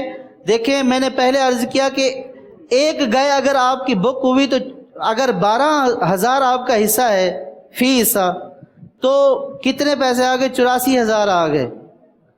اب بعض جگہوں پر ایسا دیکھا گیا ہے کہ رسید کاٹنے والا عام اسلامی بھائی ہوتا ہے، کسی مدرسے کا طالب علم ہوتا ہے، مؤذن صاحب ہوتا ہے، خادم صاحب ہوتا ہے، سب کو رسید پکڑائی ہوئی ہے. وہ کیا رسید کاٹتا ہے، پیسے جیب میں ڈال دیے. ٹیوشن پڑھا رہا ہے، پیسے جیب میں. اب راستے میں کسی نے روک کے چھین لیے. اب ہم نے جس کی ذمہ داری لگائی اس نے ہمیں آ کر بتایا پیسے چھن گئے، تو ہم سیدھا کیا جواب دیتے ہیں؟ ہمارا ذمہ دار یہ جواب دیتا ہے آپ دارالفتاء چلے جائیے، شرعی مسئلہ معلوم کر لیجئے، پوچھ لیجئے کس کے اوپر ہے.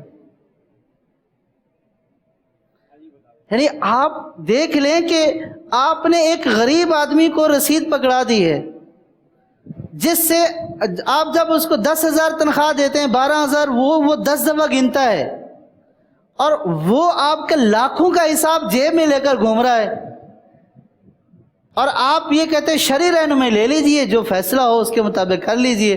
بھائی جو 10,000 سیلری والا ہے اس کے اوپر 84,000 کا تاوان آ جائے، کہاں سے ادا کرے گا؟ پھر ہم اگر مؤذن ہیں، خادم ہیں، تو ہم اس بات کا بھی لحاظ نہیں رکھتے کہ چلو 84,000 تک اس کو رکھیں تو صحیح. اس کے اوپر یہ بھی آ جاتا ہے کہ اس نے ایسا نقصان کیا، اس کو نکال دو. پہلے نکالتے ہیں، سامان ومان قبضے میں لیتے ہیں، یہ بھی بھرنا ہے بیٹا. دارالفتاء کی طرف سے یہ رہنمائی آپ پر تاوان بنتا ہے. تو اس لیے آپ ایسے فرد کو مقرر نہیں کیجئے کہ جو بیچارہ اپنے پیسے نہ گن سکتا ہو، جس کے پاس حفاظت کا انتظام نہیں ہے، وہ لوگوں کی رقم کہاں لے کر گھومے گا پھرے گا؟ یہ وکیل کی ذمہ داری ہے۔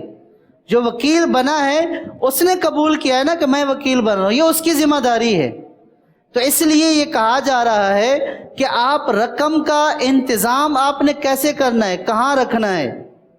جو تنظیمی اعتبار سے قربانیاں ہو رہی ہیں تو جو ہمارے اوپر سطح کے ذمہ دار ہیں، جیسے زون ذمہ دار ہیں، اراکین شورا، تو وہ اس بات کا لحاظ رکھیں، ہر ایک مجلس سے پوچھیں کہ بھی رقم کا کیا انتظام کیا ہے، کس کے پاس ہوگی، کون رکھے گا۔ اب اگر آپ نے اس کو دے دیا اور 4 دن بعد آپ حساب لینے آئے، آپ یہ بولیں کہ رقم آپ کے پاس تھی، حساب تو آپ دینے کے پابند ہیں، اب وہ بیچارہ غریب آدمی کہاں رکھے گا، کیسے حساب کتاب دے گا؟ دیکھیے اس کا لحاظ رکھنا ضروری ہے۔ یا تو پھر آپ ایسا کریں کہ اس کو پہلے بتا دیں کہ یہاں سے وصول کرنی ہے، یہاں پہ رکھنی ہے، یا اس کے سپرد کرنی ہے، پھر اس کی ذمہ داری ہو کہ وہاں سے وصول کرے اور اس کے سپرد کرے یا اس جگہ پر رکھے۔ اب اگر اس کی کوتاہی سے گم ہو جاتی ہے، چوری ہو جاتی ہے خدا نہ خواستہ، تو اب اس کے اوپر تاوان ہوگا۔ تو اس لیے غفلت اور کوتاہی اگر ہو گئی، یعنی کہ یہ غفلت کی صورت ہے کہ ایک بندہ 84,000 یا 1,00,000 جیب میں لے کر ٹیوشن پڑھانے چڑھا گیا، بولے میں اپنے پیسے بھی جیب میں رکھتا ہوں، یہ کوتاہی ہے۔ اتنے پیسے کوئی بھی جیب میں رکھ کر اس شہر میں نہیں گھومتا ہے، ٹھیک ہے، یہ کوتاہی اور غفلت والی صورت ہے، اس صورت میں تاوان ہوگا۔ وکیل جو ہے وہ روزانہ کی بنیاد پر حساب کتاب لے کر پیسے اپنے ہینڈ اوور کرے، اپنے پاس رکھے، جہاں بھی اس کا انتظام ہے وہاں پہ رکھے۔ اور اسی طرح جب جانور خریدنے کے لیے جائیں تو اس وقت تو زیادہ رقم ہوتی ہے، 10 جانور خریدنے ہیں، 12 خریدنے ہیں، تو اب اگر ایک اسلامی بھائی ہی جو ہے وہ اپنے مدنی بیگ میں رقم لے کر سامنے لٹکا کر موٹر سائیکل پہ جا رہا ہے اور جا بھی منڈی کی طرف رہا ہے، یہاں تو شہر میں لوٹ جاتا ہے، اور یہ اتنی بڑی رقم لے کر جا رہا ہے، بولا لٹ گیا، کیا ہو گیا، یہاں اتنے لوگ لٹتے ہیں تو میں کیا عجیب لٹا ہوں گیا؟ تو آپ اندازہ کر لیں۔ تو رقم کا انتظام جب قربانی کے جانور خریدنے کے لیے جائیں تو اس کی بھی پوری مجلس ہو، پیسے بھلے آپس میں تقسیم کر لیں، جیسا بھی انتظام کا ذریعہ ہو۔ عام طور پر ایسا ہوتا نہیں ہے، کبھی ایسی اطلاع آئی نہیں ہے، لیکن اس شہر میں ناممکن بھی کوئی چیز نہیں ہے، اور یہ اتنی بڑی رقم ہوتی ہے، اور جو راستے پر بیٹھے ہوتے ہیں طاق میں، ان کو بھی پتہ ہے کہ جو یہ جا رہے ہیں تو یہ کچھ نہ کچھ لے کر ہی جا رہے ہیں، ایسے خالی نہیں جا رہے۔ اب اس کو وہاں پہ کرنا ہے یا اس کو لے کر یہاں پہ آ کر دینا ہے، چیک دینا ہے، کیا کرنا ہے، جو بھی محفوظ سے محفوظ ترین ذریعہ ہے رقم کی منتقلی کا، تو وہ کرنا ضروری ہے۔ اس میں مفتی صاحب یہ بھی دیکھا جاتا ہے کہ چونکہ جب ہم جاتے ہیں نا تو یہ بھی ایک پوری بارات بنتی ہے، کیونکہ منڈی جانے کا تو ایک چسکا ہوتا ہے نا، وہ پوری میلے کے جو بھی نامی گرامی ہیں وہ بھی سب ساتھ ہوں گے، تو پوری ایک گاڑی جو یہاں سے جانور چھوڑنے آئی ہے، تو یہ بھلے جانور کی گاڑی ہے لیکن پھر اس میں انسان بھر کے جاتے ہیں، اور وہ پھر منڈی جا رہے ہیں، سارے واپسی میں اسی میں جانور آ رہے ہیں، اور وہ بھی لدے ہوئے ہوتے ہیں، اوپر نیچے سارے اس پہ بٹے ہوئے ہوتے ہیں۔ تو یہ ایک ہوتا ہے کہ ہم بھی تو پورا ڈھول بجا کے جا رہے ہیں نا کہ بھئی ہم جا رہے ہیں جانور خریدنے۔ اب جس کو پتہ ہے کہ 10 جانور خریدنے جا رہا ہے، یا ہمارا استاد صاحب، قاری صاحب، یا جو بھی صاحب ہے، اس 6 لاکھ 5 لاکھ اس کے پاس ہیں، یہ بہت اہم بات ہے کہ اس میں بھی ہماری احتیاط ہو کہ رقم کس طرح لے جانی ہے، اور جتنا سیف سائڈ ہو، جیسے چیک کی صورت میں ہے یا جو بھی ایسا ہے انداز، ایسا ہی سیف انداز بالکل کیا جائے۔ اجتماعی قربانی کے جانور باندھنے کی جگہ کشادہ اور نرم ہو۔ عام طور پر روڈ پر باندھ دیا جاتا ہے، تو ظاہر ہے ہمارے ہاں بعض جگہ ایسی ہوتی ہیں، لیکن جانور بہت تھکے ہوئے ہوتے ہیں، اور روڈ کی جگہ جو ہے وہ سخت ہوتی ہے، جانور کے لیے کھڑا ہونا مشکل ہو جاتا ہے، بعض اوقات کھروں کی بیماری میں بھی مبتلا ہو جاتے ہیں۔ تو اس لیے بہتر یہ ہے کہ جہاں جانور باندھنے ہیں وہاں پہ مٹی ڈلوا دی جائے. لیکن یہ مٹی آپ ڈلوا سکتے ہیں، لیکن کب ڈلوائیں گے؟ ابھی نہیں ڈلوانی، پیشگی. جب سارے حصے جمع ہو گئے، اب آپ جو جانور آپ نے لے کر آنا ہے اس کے لیے آپ نے مٹی ڈلوانی ہے. تو اب جو اجتماعی قربانی کی رقم ہے اس میں سے خرچہ آپ لے سکتے ہیں.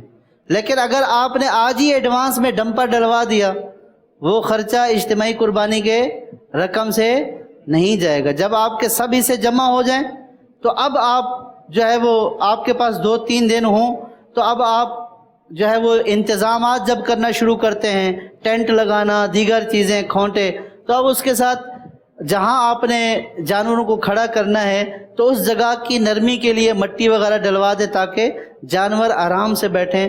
کیونکہ قربانی کا جانور ہے، اس سے ہمارا واجب ادا ہونا ہے. فنائے مسجد میں باندھنا یا مسجد کے قریب باندھنا کہ جس سے بدبو مسجد تک پہنچے، یہ ناجائز ہے. اگر ہم نے اتنے مسجد کے قریب باندھے ہوئے ہیں کہ بدبو مسجد تک پہنچ رہی ہے تو ایسا ناجائز ہے. مدرسے میں باندھنا جانور اس صورت میں جائز ہے جبکہ اجتماعی قربانی مدرسہ کی طرف سے ہو رہی ہو. اگر تنظیمی اجتماعی قربانی ہے تو اس کے جانور مدرسے میں نہیں باندھے جائیں گے، جو وقف مدرسہ ہوگا اس میں نہیں باندھے جائیں گے. اگر اجتماعی قربانی مدرسے کی طرف سے ہو رہی ہے تو مدرسے میں باندھنا جائز ہے. مذبح خانے کا انتظام یہ بہت ضروری چیز ہے کہ مذبح خانہ جو ہے نا، جہاں ہم جانور ذبح کرتے ہیں تو ہمارے پاس 10-10, 20-20, 50-50, 80-80, 100-100 جانور ہوتے ہیں، اور جہاں مسلسل خون گرتا رہے تو وہاں بدبو اٹھتی ہے، بدبو پھیلتی ہے. ہوتا یہ ہے کہ ہم تو شام کو اپنا سارا بوریا بستر سمیٹا، وہاں سے چلے گئے، اور بدبو ہم محلے والوں کے لیے چھوڑ کر چلے گئے. وہاں جو ہے وہ خون بھی پڑا ہوا ہے، کان بھی پڑے ہوئے ہیں، دمیں بھی پڑی ہوئی ہیں، علیشیں بھی پڑی ہوئی ہیں. تو ہر آنے جانے والا بولتا ہے جناب یہ اجتماعی قربانی ہوئی ہے یہاں پہ. تو اس لیے جو مذبح خانے کا انتظام ہے وہ ہمارا صاف ستھرا ہونا چاہیے. ہمیں محلے والوں کو اس میں بھی اذیت نہیں پہنچانی چاہیے. اب دیکھیے اس میں لکھا ہوا ہے عمومی طور پر ہمارے ہاں کوئی باقاعدہ مذبح خانہ نہیں ہوتا. پورے پاکستان میں وہ خاص جگہوں پر مذبح خانے بنے ہوئے ہیں. ہمارے ملک میں مذبح خانے میں ذبح کرنا یعنی ہر جگہ یہ نہ ہے نہ یہ ضروری ہے، یا ہے قانونی طور پر ضروری لیکن عمل اس کا نہیں ہے. ہر کوئی اپنے دروازے کے سامنے ہی ذبح کرتا ہے. اجتماعی قربانی ہونے والی جگہ کے قریب رہنے والے لوگوں کو کافی دنوں تک تعفن کا سامنا کرنا پڑتا ہے. لہٰذا ایسے اقدام کیے جائیں کہ جس سے لوگوں کو تکلیف نہ ہو. مثلا خون کی نکاسی کا انتظام ہو. اگر یہاں جس گلی میں بھی کریں گے گٹر وغیرہ ہوتے ہیں، اگر ہم جو ہے وہ نکاسی کے لیے ایک نالی بنا لیں اور کسائیوں کو اس بات کا پابند بنائیں، بڑی سی بنا لیں کہ آپ اسی کے اوپر ہی ذبح کریں تاکہ خون اسی نالی میں بہتا ہوا جو ہے وہ سیوریج لائن کے ذریعے چلا جائے. اگر اس طرح کا ہم کوئی انتظام کر لیں، بعض جگہوں پر میں نے بھی دیکھا ہے بڑی بڑی اجتماعی قربانیاں ہوتی ہیں لیکن انہوں نے باقاعدہ انتظام بنایا ہوا ہوتا ہے. جو ہی جانور ذبح ہوا ادھر پانی مارا اور سیوریج میں چلا گیا اور وہاں کوئی نام و نشان بھی نہیں. لیکن ہمارے ہاں چونکہ روڈ پر ہو رہی ہوتی ہے بعض جگہوں پر، تو وہاں خون گرتے گرتے گرتے گرتے تعفن پیدا ہو جاتا ہے، اور ہم تھک ہار کر ظاہر ہے کہ 100 50 جانور جب کٹیں گے، ہم سارا دن کھڑے رہیں گے تو مغرب تک ہماری بھی بس ہو جاتی ہے، ہم سو گئے. لیکن لوگ تو فریش ہو کر باہر نکلتے ہیں، جب باہر نکلتے ہیں تو یہ حالت ہوتی ہے، تو اس سے ان کو تکلیف ہوتی ہے. اسی طرح علیشوں کو بر وقت ٹھکانے لگانے کا انتظام ہو.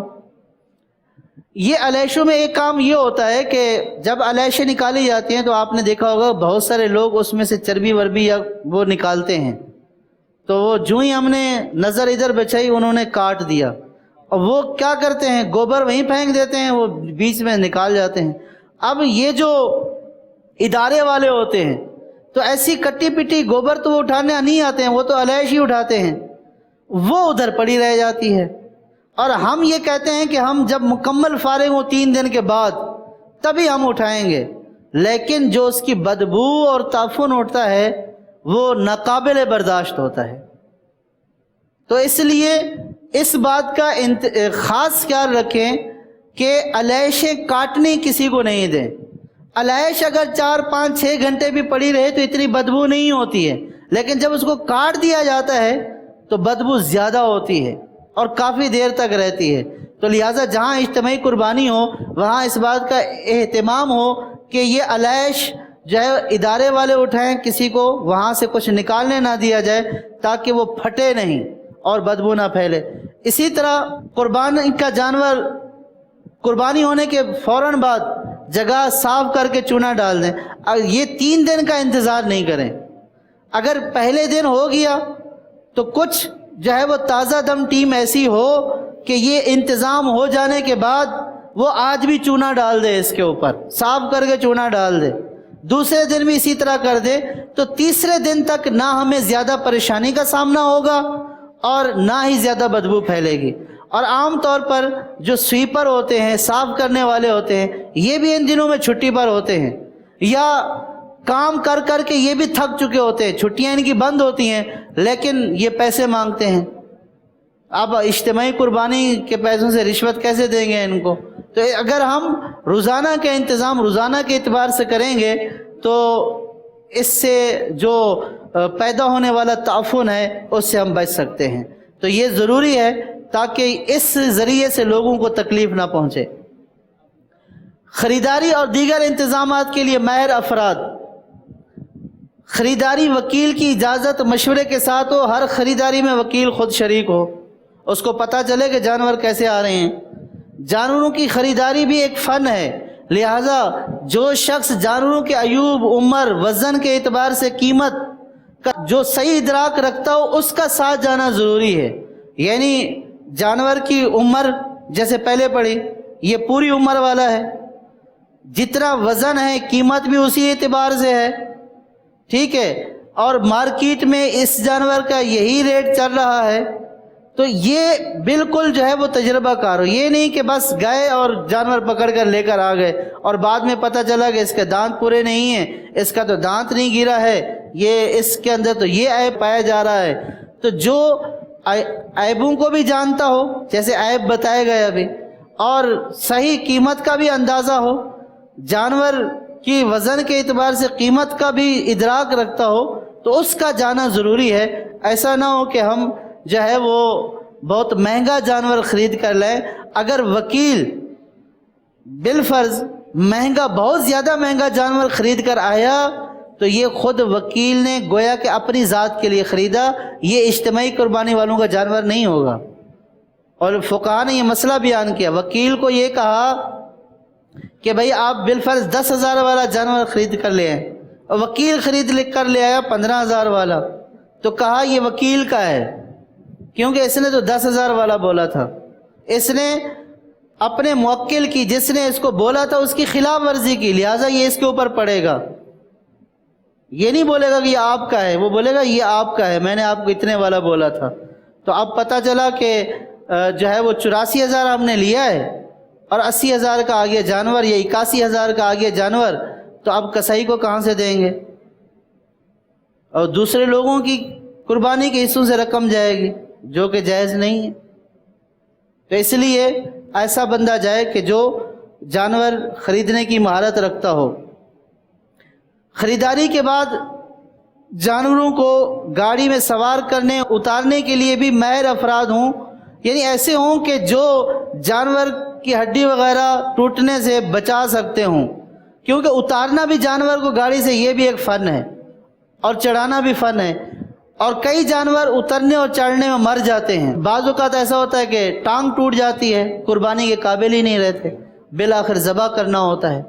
اس کے لیے بھی یہی ہے کہ جو آپ ڈمپر، جو میں نے بولا نا کہ جب پیسے جمع ہو جائیں تو ایک ڈمپر منگوا لیں، جگہ اونچی کر لیں، قربانی کے جانوروں کو اسی مٹی کے اوپر اتاریں تاکہ جب وہ نیچے جمپ لگائیں تو پکی زمین پر نہ ہو، اس کچی زمین پر، ریت کے اوپر، اس مٹی کے اوپر آئیں، تو اس صورت میں تحفظ ہو سکتا ہے۔ بعد میں اسی مٹی کو جانوروں کے نیچے بچھا دیں۔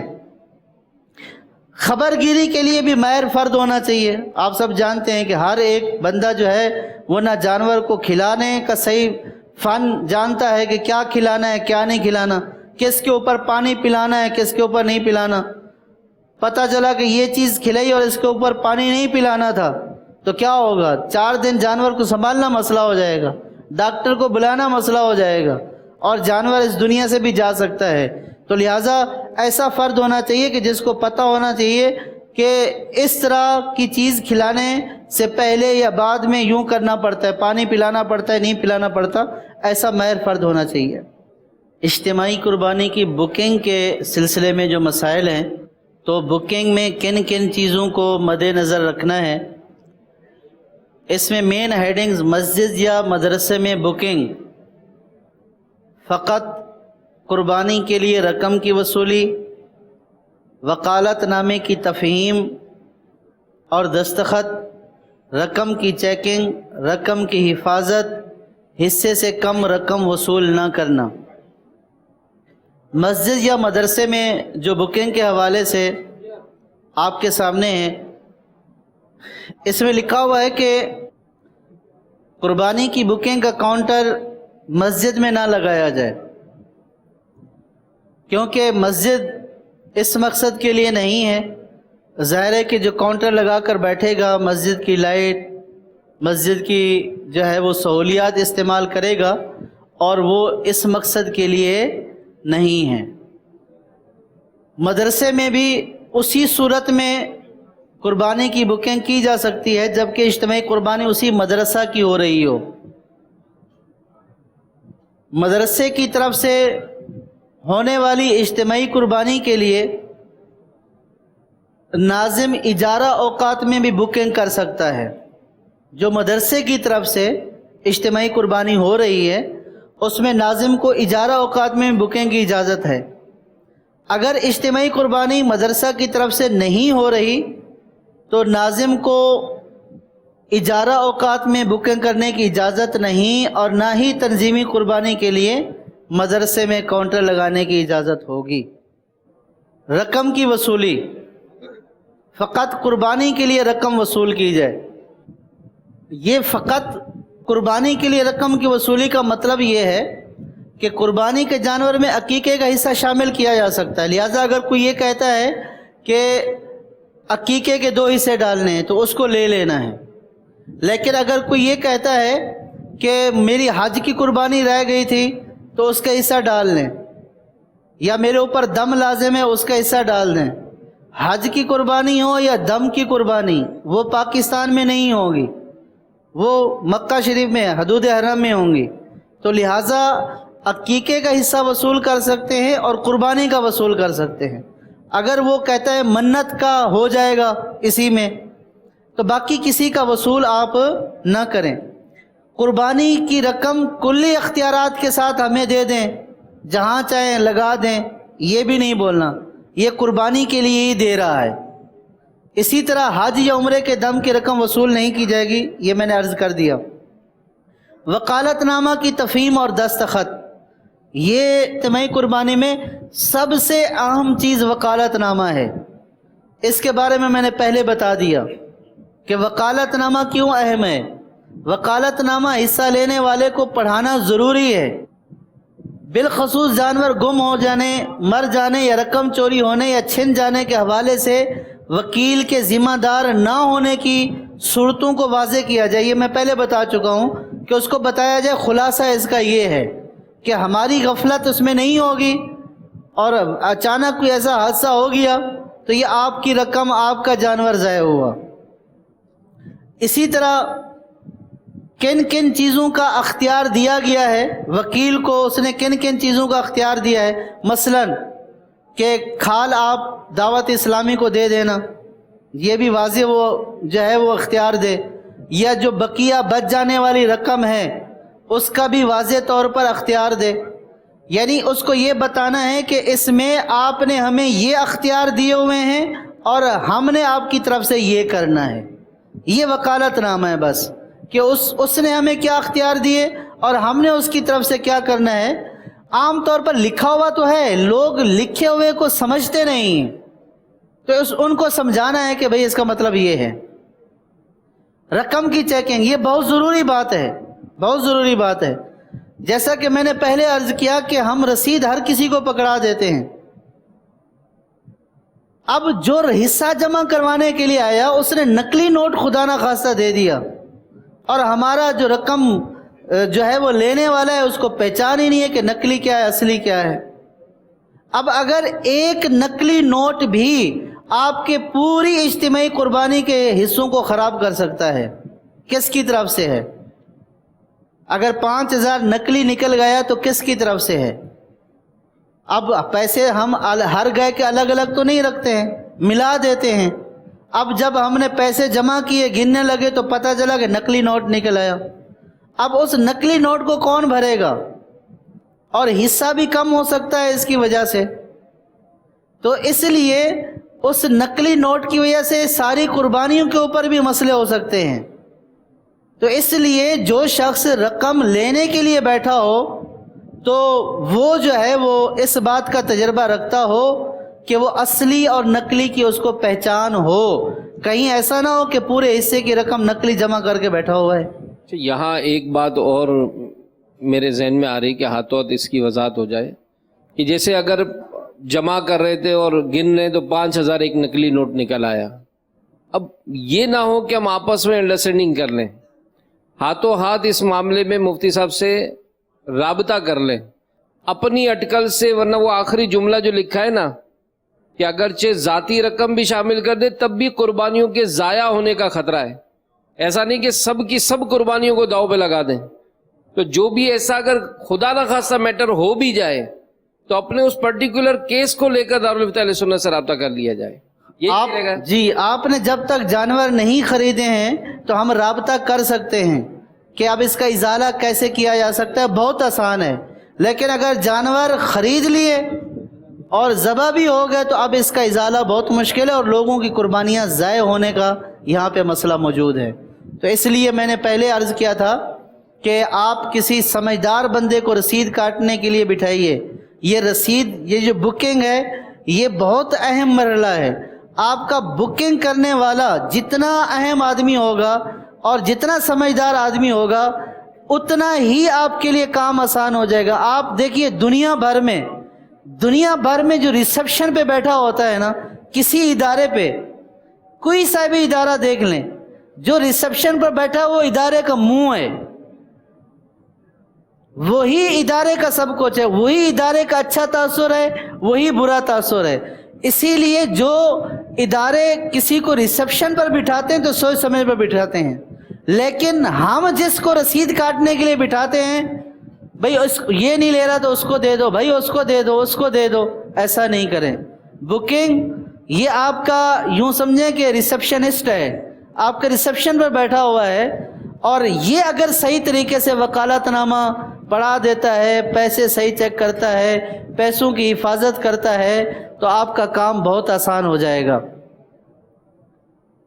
رقم کی حفاظت یہ میں آپ کو پہلے بھی بتا چکا ہوں، مزید اس کے اوپر بات کرنے کی ضرورت نہیں ہے. لیکن اس میں یہ ہے کہ رقم کس کے پاس رہے گی یہ بھی تعین ہونا ضروری ہے کہ جب رقم میں کہیں معاملہ آتا ہے نا پھر بندہ کوئی متعین نہیں ہوتا ہے، پھر نہیں اس کے پاس اس کے پاس، بندہ متعین ہوگا کہ ہاں اس کے پاس ہونی ہے تو اس کا حل آسان ہو جائے گا. اگر بندہ متعین نہیں ہے تو سارے دامن جھاڑ کر چلے جائیں گے اور پھر نقصان جس کا ہے اس کا ہو جائے گا. رقم کس کے پاس رہے گی؟ اس کی حفاظت کا ذمہ دار کون ہوگا؟ وکیل ہوگا. کہاں رکھی جائے گی؟ وکیل اس کا انتظام کرے گا. ان تمام معاملات کا طے ہونا اور باحفاظت ہونا ضروری ہے. خدا نہ خواستہ اگر وکیل یا اس کے نمائندے سے رقم کے معاملے میں کوتاہی ہوئی تو ان پر تاوان ہوگا. حصے سے کم رقم وصول نہ کرنا، ادھاری نہ رکھی جائے اور بعد میں بھول جائیں کہ پتہ نہیں کس نے دینے تھے، ایک حصے کی رقم ہی شارٹ ہو رہی ہے. تو حصہ جو ہے وہ بالکل ہاتھوں ہاتھ ہونا چاہیے، پیسے ہاتھوں ہاتھ لینے چاہیے، ادھار نہیں رکھنا چاہیے. یہاں پہ بھی بعض اوقات ایسا ہوتا ہے کہ میں نے فون کر دیا، اب میرا طالب علم ہے فلاں کا جو ہے وہ حصہ رکھ دیجئے، پیسے دے دے گا. اب وہ لحاظ اور مروت میں بعض اوقات کر لیتا ہے. لحاظ مروت نہیں ہوتا حضور. جیسے شروع کے نمبر ہیں، جانور پہلے کٹے گا تو پہلے نمبر میں ڈال دیا ہم نے کہ مطلب امین کے پیسے آ جائیں گے، تاکہ اس کا دوسرے تیسرے گوشت میں ہی مطلب پہلے دن ہی گوشت چلا جائے. مطلب شروع کی 10 گائے ہم پہلے دن کاٹیں گے تو پہلے نمبر میں ہی نمبر ڈال دیا تاکہ اس کے پیسے بھلے بعد میں آ جائیں گے. تو یہ جو کام ہے یا نا ابھی 500 روپے رکھ کے بکنگ کر دو، بعد میں 8,000 روپے دے دیں گے، 9,000 روپے دے دیں گے. تو یہ سب چیزوں کی طرف توجہ بہت ضروری ہے. جانور کی خریداری عید الاضحیٰ سے 2 دن قبل خریداری کی جائے. یہ آسانی کے لیے رکھا گیا ہے اور آپ کو بچانے کے لیے رکھا گیا ہے. ایک اسلامی بھائی مجھ سے یہ کہہ رہے تھے کہ یہ تو مرکز نے پابندی لگا دی ہے کہ 2 دن سے پہلے خرید ہی نہیں سکتے. دیکھیں ایسا نہیں ہے، یہ جو 2 دن کا کہا گیا یہ آپ کی آسانی کے لیے. اگر آپ 6 دن پہلے خرید لیں جانور تو جانوروں کو رکھنا بھی ہے، سنبھالنا بھی ہے. اگر خدا نخواستہ مر گئے تو پھر کس کا مرا. تو اس لیے کہا کہ کم از کم وقت میں آپ کے پاس ہیں. تو عید الاضحیٰ سے بہتر یہ ہے کہ 2 دن پہلے خریداری کی جائے. اچھا، ایک اور مسئلہ اس میں بکثرت ہے، وہ یہ ہے کہ اسلامی بھائی جانور والوں سے یا باڑے والوں سے سودا کر لیتے ہیں اور بولتے ہیں کہ وہ بھی یہ گارنٹی دیتا ہے کہ اتارنے تک میری ذمہ داری ہے. اس صورت میں بہت ساری صورتوں میں بیع فاسد ہو جاتی ہے، ناجائز ہو جاتی ہے. یعنی ہم جانور اس شرط پر خرید رہے ہیں کہ آپ ہمیں پہنچائیں گے بھی صحیح اور اتنے دنوں تک چارہ بھی آپ کھلائیں گے، یہ سارے کام آپ کی ذمہ داری. اگر راستے میں مر گیا وہ بھی آپ کا مرا. یہ ساری ناجائز شرطیں ہیں. اگر سودا کر لیا، اگر صرف وعدہ کیا کہ ہم آپ سے جانور خریدیں گے اور جب آپ جانور اتاریں گے تو اس وقت سودا کریں گے اور اسی وقت رقم دیں گے، ہم نے اتنے خریدنے ہیں، تو یہ اگر گیں والا مسئلہ ہوا مستقبل والا، ابھی ہم نے کوئی سودا نہیں کیا. لیکن اس میں ہوتا یہ ہے کہ جب سودا نہیں ہوا وہ آپ کا پابند نہیں ہے، آپ بھی اس کے پابند نہیں ہیں. وہ اگر جانور بیچ دیتا ہے، کوئی اچھا گاہک مل جاتا ہے، آپ سے 70 میں وعدہ ہوا، اگرچہ کہ اس کو وعدہ پورا کرنا آپ کے لیے بھی لازم ہے، اس کے لیے بھی لازم ہے، لیکن اگر وہ 90 میں مل جاتا ہے تو اب ظاہر ہے کہ جانوروں والا ہے وہ کہاں وعدے کا ایفا کرے گا، 90 میں بیچ دے گا. اور آپ کو جو ہے وہ 70 میں بولا، جانور کی قیمت 60,000 ہوگی، وہ 70 میں پکڑائے گا، آپ لیں گے نہیں اور آخری وقت پہ مشکل ہو جائے گی. ہم لینے ہی نہیں جاتے. پھر 70 کا وعدہ کیا تھا، مارکیٹ 60 کی ہو گئی، اب ہم گئے ہی نہیں. اس کے بعد وہ انتظار کر رہا ہے ہمارا، وہ انتظار کر رہا ہے، یا بعض اوقات وہ ہمیں جو ہے وہ 60 والا 70 والا پکڑا دیتا ہے. اب دونوں ناراض ہو جاتے ہیں. وہ کہتا ہے کہ میں تو آپ کے بلیک میلنگ ہو رہی ہوتی ہے، میں تو آپ کے انتظار میں بیٹھا تھا.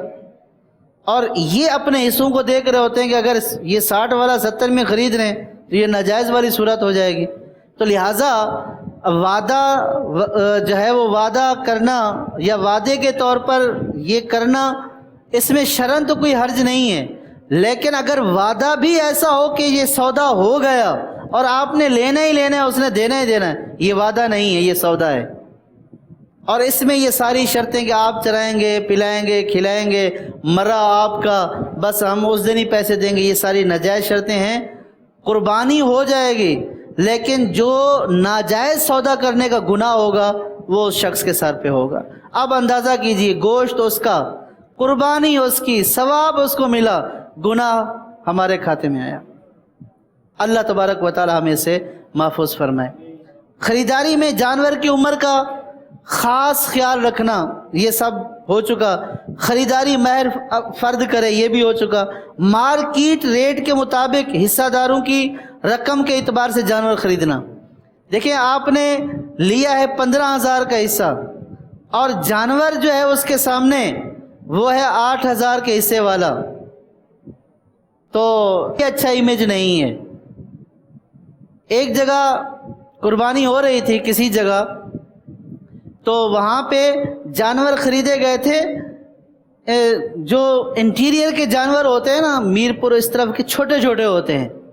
تو ایک بندہ مجھے پکڑ کر لے گیا، کہہ رہے ہیں یہ بکری نما گائیں دیکھیں آپ.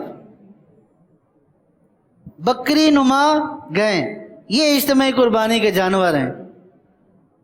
पैसे इतने वसूल किए, ये बकरी नुमा गए लेकर इज्तिमाई कुर्बानी कर रहे हैं। तो ये यही बात लिखी हुई है ना, मार्केट रेट के मुताबिक हिस्सादारों की रकम के एतबार से जानवर खरीदें। अगर आपने उनसे 80,000 लिया है तो कम से कम 60-65 का जानवर तो नजर आना चाहिए ना उसको, कि हाँ इसके ऊपर 60-65 या 70 लगा हुआ है। यानी आपने दीगर अखराजात का हिसाब किताब लगाना है। अगर एक जानवर के ऊपर 5,000 अखराजात पड़ रहे हैं तो इसका मतलब क्या हुआ कि 10,000 तो उसके हैं ना, और 7 आदमियों के 10,000, 70,000 का जानवर आना चाहिए।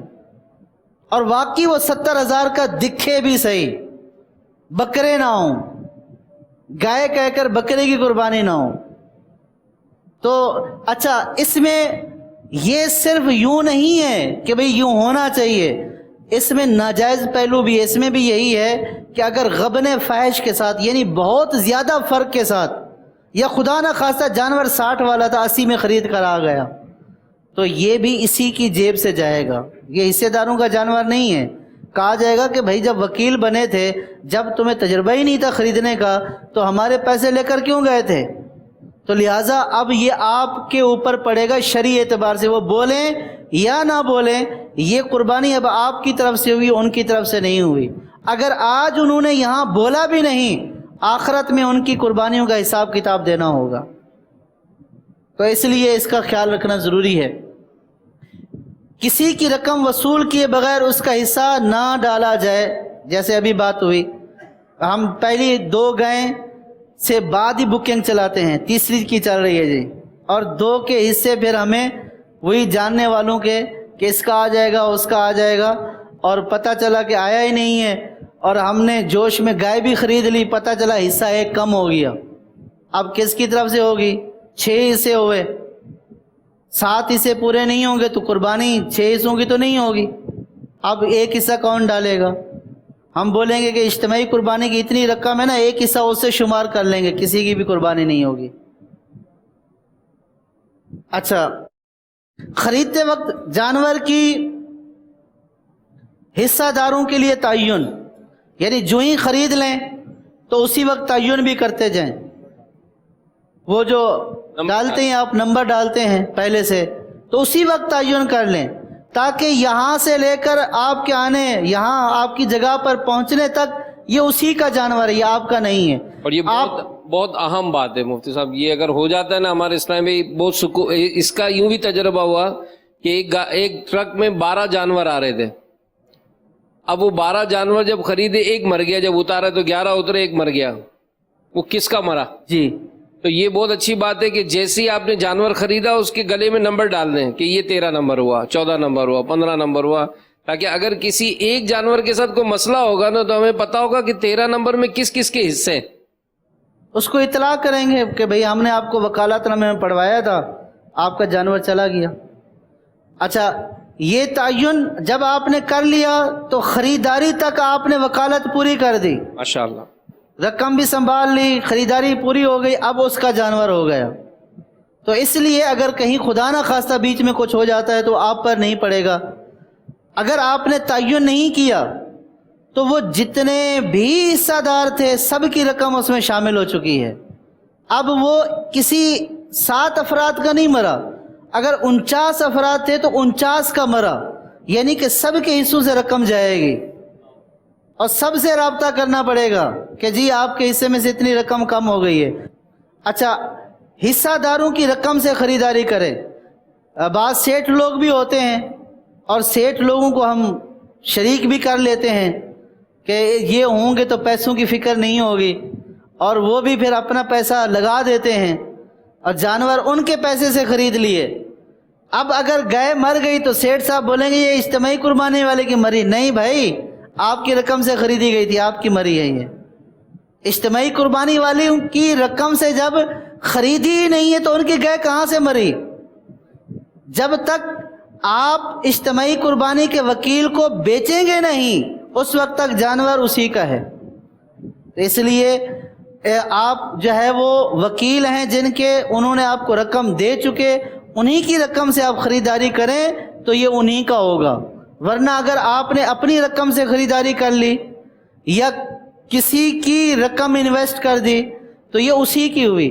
اور اگر آپ کے پاس عطیات کی رقم پڑی ہوئی ہے تب تو ہو سکتا ہے، تب تو آپ خرید کر آ جائے، کوئی مسئلہ نہیں ہے، دعوت اسلامی کی رقم ہے. نہیں، عطیات کی رقم سے بھی نہیں خریدنا بھائی، کہ عطیات پڑے ہوئے ہیں یہ بھی دعوت اسلامی کا ایک ہی دیگ میں جانا ہے، تو ایسا نہیں کرنا. عطیات سے ہرگز نہیں خریدنی، عطیات بھی ضائع اور آگے بھی مسئلہ. خریداری میں ایوب کا خاص خیال رکھا جائے، یعنی عیب والا جانور نہ خریدا جائے. یہ آپ سن چکے ہیں. جانور کی خریداری کے بعد مسجد اور مدرسے کے احاطے میں اور ان کے قریب نہ باندھیں، یہ بات پہلے آپ سن چکے ہیں. جانوروں کی حفاظت کا انتظام کیا جائے، یہ بھی ضروری ہے، کہیں ایسا نہ ہو جائے کہ رات کو کوئی کھول کر چلا جائے. تو چوکی دار رکھنا پڑے، چوکی دار رکھیں، اور اس چوکی دار کی جو تنخواہ ہے وہ بھی اجتماعی قربانی کی رقم سے دے سکتے ہیں، کیونکہ آپ نے انہی کے جانوروں کے لیے اس کو رکھا ہے. لیکن جانوروں کو ایسا نہ رکھیں. آپ سب جانتے ہیں، کئی ویڈیوز آپ نے دیکھی ہیں کہ لوگ ٹرک بھر کر چلے جاتے ہیں جانوروں کے، اور اس طرح اگر خدا نہ خواستہ ہو گیا، بعض شرارتی ہوتے ہیں، پانی میں زہر گھول کر چلے گئے، زہریلا چارہ ڈال کر چلے گئے، تو لوگ پھر سنے گا نہیں، وہ یہی بولیں گے کہ بھئی آپ پھر کس کام کے لیے تھے؟ اگر آپ سے نہیں ہو سکتا تو ہمارے پیسے کیوں لیے؟ یہ مسجد اور مدرسے کے احاطے اور ان کے قریب جانور نہ باندھیں. یہ دیکھ رہے ہیں جانور، اور مسجد بھی دیکھ رہے ہیں نا، یعنی اتنا قریب کہ جس سے مسجد کے اندر بدبو جائے نہ ہو. چوکیدار رکھیں. باہر جانور گھمانے پھرانے کے لیے بعض شرکاء کو لے جانے ہرگز نہ دیں.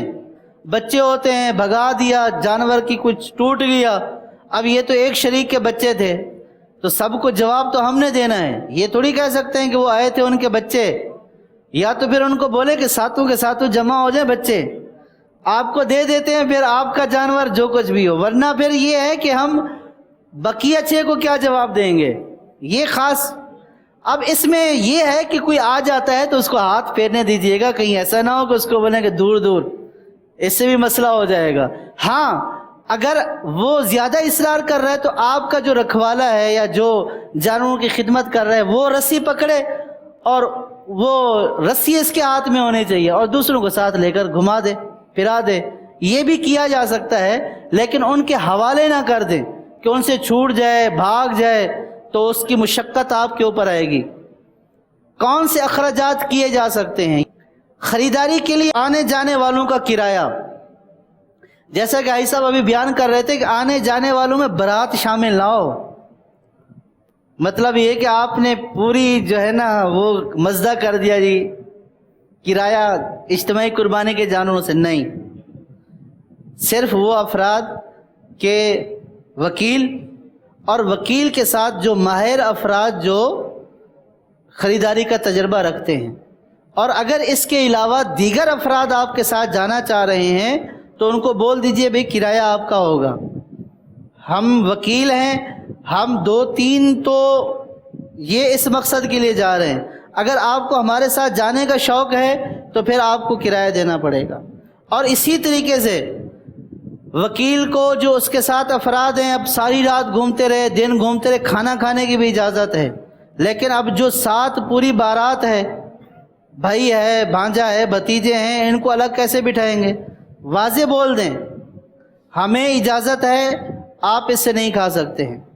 خریداری کے لیے آنے جانے والوں کا کرایہ دینا ہے، جانور لانے والی گاڑی کا کرایہ دینا ہے، باڑے میں اگر رکھے ہوئے ہیں تو اس کا کرایہ دے سکتے ہیں، جانور کے چارے کے اخراجات جو آپ کے پاس رقم ہے اس سے اخراجات یہ کر سکتے ہیں. جانور کا چارہ، ڈیکوریشن کا کرایہ، ڈیکوریشن سے مراد جو ٹینٹ لگائیں گے اور آنے والوں کے لیے جو کرسیاں وغیرہ، دوائی، جانور بیمار پڑ گیا اس کی دوائی کے اخراجات، باڑے سے قربان گاہ لانے تک کا کرایہ، باڑے میں ہے لانا ہے. اسی طرح گوشت کی تقسیم کے لیے بیگ، گوشت تولنے کا پیمانہ، یہ سارے اخراجات اجتماعی قربانی کی رقم سے کیے جا سکتے ہیں. کون سے اخراجات کیے جا سکتے ہیں؟ اس میں یہ بھی آئے گا صفائی کا سامان، چوکیدار کی اجرت، خریداری کے لیے جانے والوں کا عرف کے مطابق کھانا، یعنی جو گھر میں کھاتے ہیں، اب یہ نہیں ہے کہ وہاں کڑھائی کھانی ہے کہ آپ کے جانور خریدنے گئے تھے، صفائی کی اجرت، منڈی کا جو ٹیکس ہے وہ بھی دے سکتے ہیں، قصاب کی اجرت، چارے کے برتن، مزدوروں کی اجرت، قصاب اور اس کے معاونین کا کھانا اور چائے جو ٹیم آتی ہے، اسی طرح جانور لوڈنگ اور ان لوڈنگ کرنے کے لیے اگر ماہر افراد بلائے ہوئے ہیں تو ان کی اجرت بھی دے سکتے ہیں، مزدوروں کے کھانے کے اخراجات، چوکیدار کے کھانے پینے کے اخراجات، بجلی کے اخراجات، رسی کھونٹی وغیرہ کے اخراجات، یہ سارے اجتماعی قربانی کی رقم سے کیے جا سکتے ہیں۔ اب کون سے نہیں کیے جا سکتے یہ ضروری ہیں۔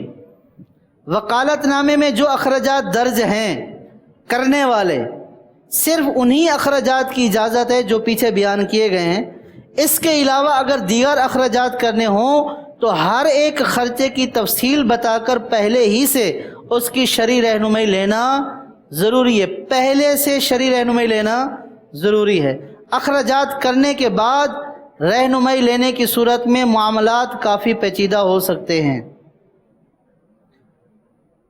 قربانی کی رقم سے خصوصی دعوت کرنا، یہ وہی جو پہلے بات ہو رہی ہے، 6-7 کو لے گئے جناب اس کی دعوت۔ آنے جانے کے اخراجات غیر معروف طریقے سے کرنا، مثلا جانوروں کی خریداری کے لیے ضرورت سے زائد افراد شامل کر لیے۔ بھئی اگر 3 بندوں کا کرایہ بھرنا تھا، 6 لے کر گئے تو یہ غیر معروف خرچہ ہو گیا۔ اچھا، اسی طرح یوں ہی پان سگریٹ وغیرہ کے اخراجات کی اجازت نہیں ہے۔ اگر کوئی سگریٹ پینے کا عادی ہے، پان کھانے کا عادی ہے تو یہ خرچہ نہیں کرے گا، کیونکہ پان تو اس نے ویسے بھی کھانا ہے نہ جانور نہ خریدنے جائے تب بھی تو کھانا ہے نا، اس نے اپنے ایک وقت میں ٹائم کے مطابق 4 گھنٹے بعد کھاتا ہے، جانور خریدنے گیا ہے تب بھی کھائے گا، نہیں خریدنے گیا تب بھی۔ یہ اخراجات اجتماعی قربانی کی رقم سے نہیں ہوں گے۔ اب آخری باری گوشت بنانے والوں کی، یہ کیسے ہونے چاہیے؟ سنی صحیح العقیدہ ہوں، سنی صحیح العقیدہ ہوں۔ ہر جانور کی علیحدہ اجرت طے کی جائے، سے مراد یہ ہے کہ بھئی فی جانور کتنا لیں گے۔ اجتماعی قربانی میں یوں نہیں کرنا کہ اس کی بتاؤ اس کی بتاؤ، فی جانور کی اجرت کتنی ہے۔ اس میں بعض اوقات یہ ہوتا ہے وزن کے اعتبار سے اجرت میں فرق پڑ جاتا ہے، بعض اوقات چھوٹا جانور ہوتا ہے، بعض اوقات بڑا ہوتا ہے، اجرت میں فرق۔ اجتماعی قربانی میں چونکہ وہ 9,000 9,500 10,000 تو وہ عموماً 19-20 کا فرق کہلائیں گے۔ اجتماعی قربانی میں تو ان کو بھی پتہ ہوتا ہے کہ جو ہے وہ چھوٹا بڑا دونوں طرح کے آئیں گے، تو اس میں بہرحال اجرت طے ہونی چاہیے۔ شرعی اصولوں کے مطابق ذبح کی ترکیب اپنی نگرانی میں، جو کاٹنے والے ہوتے ہیں نا، ذبح کرنے والے، تو ایک تو عام طور پر ان کا جو ہے بنیان اور اس طرح کے اس میں ہوتے ہیں، پھر ان کے ہاتھ میں چھرا ہوتا ہے، پھر خون لگا ہوتا ہے، ان کو بولتے ہوئے بھی ڈر لگتا ہے، یقین کیجئے، اور یہ سنتے نہیں ہیں۔ جب آپ کے ساتھ معاہدہ کریں گے، جی حاجی صاحب جی حاجی صاحب، جیسا آپ کہیں گے ویسا ہوگا، لیکن جب جو ہی یہ عید والے دن جانور کے پاس جائیں گے تو پھر ان کا بیہیویئر بھی ویسا نہیں رہتا جیسا پہلا ہوتا ہے۔ پھر کہتے ہیں دور ہو جاؤ بھائی، دور ہو جاؤ، کام ڈسٹرب نہیں کرو۔ پھر 2 طرح کے خطرے ہوتے ہیں، کہیں یہ اس کو ہی نہ کر دے اور دوسرا یہ چھوڑ کر نہ چلا جائے۔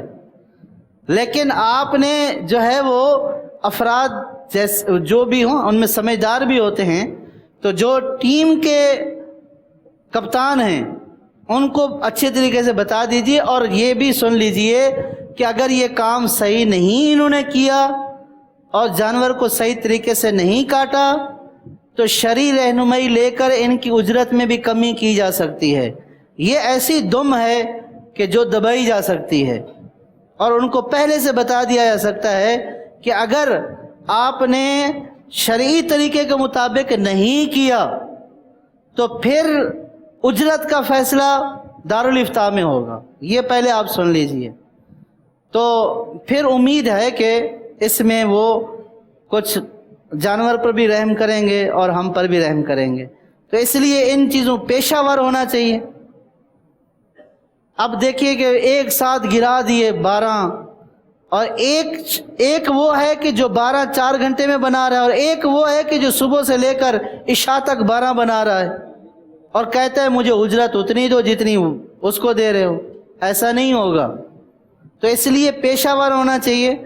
इसमें आपके अपने इमेज का भी मसला है। आपने जिसको टाइम दिया है और अगर सही उस टाइम पर जो है वो गोश्त नहीं बना, 2 घंटे लेट हो गए, 3 घंटे लेट हो गए, तो जूं जूं लेट होते जाएंगे सामने वालों का पारा भी उतना चढ़ता जाएगा। तो फिर उनको कंट्रोल करना बड़ा मुश्किल काम होता है। अयाम के इतबार से उजरत में फ़र्क होता है, यानी पहले दिन की उजरत अलग तय करें, दूसरे दिन की अलग, तीसरे दिन की अलग। उजरत में कमी बेशी होती है। उजरत मार्केट रेट से ज़्यादा ना हो। कसाब को मुकम्मल तफसील के साथ समझा दिया जाए कि भाई शरई तरीके से करना है, एक को दूसरे के सामने नहीं करना है। जैसे हमने आपको लिटाने का बोलना है, हमारा ये जिम्मेदार उसकी हिदायत के मुताबिक करना है। और वो जो छुरी घूमते हैं रगें काटने के लिए, ये हरगिज़ नहीं करना। ये हर दफ़ा इन लोगों को बताया जाता है, लेकिन ये हर दफ़ा वही काम करते हैं। इधर आंख बचाई, इधर इन छुरी। पता नहीं इनको बेचारों को आदत होती है, आदत से मजबूर होते हैं। नहीं कोई मना भी करे, हाँ ऐसा नहीं कर रहे, बेफिक्र हैं, कर भी रहे हैं, नहीं कर रहे, बेफिक्र हैं। कसाब को काम मुकम्मल तफसील बतानी है। जानवर के गोश्त से कुछ भी कसाब को ना दें, यानी गोश्त उजरत में तय करना ये वैसे भी नाजायज़ है। और उनको ये बता दिया जाए कि ये जो जानवर हैं ना, ये ना हमारे हैं ना गोश्त हमारा है, कुछ भी हमारा नहीं है। लिहाजा आप हमसे ना कुछ तकाजा करेंगे और ना ही हम आपको कुछ देंगे, और ना ही आप अपनी चादर में कुछ छुपा कर रखेंगे कि ये चर्बी है, ये फलानी चीज़ है, जो भी है। तो बिल्कुल कुछ आपने साथ लेकर नहीं जाना। और अगर ऐसा हुआ तो फिर मामला शरई एतबार से आपके लिए भी पेचीदा हो जाएगा। जो 22 हराम अज्जा हैं वो अलहदा करवाएं, ये भी कसाब को बता दें, क्योंकि बाज़ जैसे गदूद वग़ैरह ये हर आदमी को पता नहीं होता, ये गोश्त बनाने वाले को पता होता है कि कहाँ पे है, कैसे नहीं है, तो रश में फिर वो निकाल देते हैं। तो इसका भी वो जो हराम अज्जा हैं वो गोश्त में शामिल ना हो, इससे उनका गोश्त ज़ाय हो जाएगा। क्योंकि खाने का मकसूद तो सही वाला गोश्त था, अब अगर हराम भी शामिल कर दिया तो उनने कुर्बानी भी की, लेकिन जो अल्लाह ताला की तरफ से एक हमारे लिए ज़ियाफ़त थी, उस ज़ियाफ़त को इन लोगों ने ख़राब कर दिया। तो लिहाजा ये भी इनको बताना ज़रूरी है। गोश्त तकसीम करने के मदनी फूल, कुर्बानी के शुरका के माबैन अंदाजे से गोश्त तकसीम करना जायज़ नहीं। लिहाजा गोश्त वज़न करके बराबर बराबर तमाम शुरका में तकसीम करें। एक जैसा गोश्त तमाम शुरका में तकसीम करें। ये ना हो कि एक के पास सिर्फ हड्डियाँ पहुँचें, दूसरे के पास सिर्फ गोश्त। कलेजी, तिल्ली, दिल, गुर्दा, फेफड़ा वग़ैरह भी तमाम शुरका में तकसीम करें। कुर्बानी की खालें, अब ये खालों से मुतल्लिक़ आ गया, बिल्कुल इख्तिताम की तरफ जा रहे हैं हम। कुर्बानी की खालें मस्जिद, फिनाए मस्जिद और मदरसा में हरगिज़ ना रखी जाएं। कुर्बानी की खालों में लगा हुआ खून जो कि ज़बह के वक्त निकलता है वो नापाक है, इससे अपने बदन, कपड़ों को बचाना लाजिम है। अगर ये नजासत दिरहम या दिरहम से ज़ायद लग गई हो तो ऐसी सूरत में नमाज पढ़ना नाजायज़ व गुनाह है। खालों के खून वग़ैरह से आलूदा हालत में मस्जिद में आने की हरगिज़ इजाज़त नहीं। दावत इस्लामी को अतिया शुदा कुर्बानी की छोटी खाल को बड़ी खाल के एवज़ देने की हरगिज़ इजाज़त नहीं। पहले कुछ लोग यूँ कर लिया करते थे कि बड़ी खाल लेकर जा रहे हैं तो भाई छोटी आप ले लें, ये बड़ी हमें दे दें। अब इंशाल्लाह ऐसा माहौल नहीं होगा, लेकिन तब्दील करना भी जायज़ नहीं है कि ये 4 खालें छोटी ले लें और बड़ी खाल हमें दे दें। इसकी तब्दील करने की इजाज़त नहीं है। ये हमें दी गई थी दावत इस्लामी को देने के लिए, और हमने जब तब्दील कर दिया तो हमने उसको बेच दिया, तो ये गोया कि हमने नाजायज़ किया। उसने बेचने के लिए नहीं दी थी, दावत इस्लामी में फ़ंड दिया था। कुर्बानी की खालों की हिफाजत आप पर लाजिम है, लिहाजा रोज़ की खाल मदनी मरकज़ की जानिब से मुकर्ररा मकामात पर लाजमी पहुँचाएँ। किसी वजह से ना पहुँचाने की सूरत में उसकी हिफाजत के इंतज़ामात जैसे नमक वगैरह लगाना लाजमी करें। कहीं ऐसा ना हो कि आपकी कोताही की वजह से खाल सड़ कर ख़राब हो जाए। ये आप जिसकी खाल लेकर आए हैं तो उसके भी वकील हैं, तो अब इसको सही मकाम पर पहुंचाना ये आपकी ज़िम्मेदारी है, इसकी हिफाजत भी आपकी। ऐसा नहीं है कि आपने आकर डाल दी और खाल जो है वो फिर गल सड़ कर हो गई, आप बोले मैंने तो यहाँ पे लाकर रख दी थी। तो इसको सही मकाम तक पहुंचाना भी ये हमारी ज़िम्मेदारी थी और अल्हम्दुलिल्लाह एक ज़िम्मेदारी पूरी हो चुकी है, जो सिखाने के हवाले से थी वो पूरी हो गई है। अब उम्मीद है कि आप सब इन तमाम चीज़ों को मद्देनज़र रखते हुए इज्तिमाई कुर्बानी करेंगे तो इंशाअल्लाह अजर व सवाब के हकदार होंगे। ना सिर्फ करेंगे बल्कि इंशाअल्लाह जो हमारे मुताल्लिकीन हैं इनको भी हम लाजमी तौर पर इसका पाबंद करेंगे। अल्लाह ताला हम सब की हाज़िरी कबूल फरमाए। ईद कुर्बान, ईद कुर्बान, ईद कुर्बान, ईद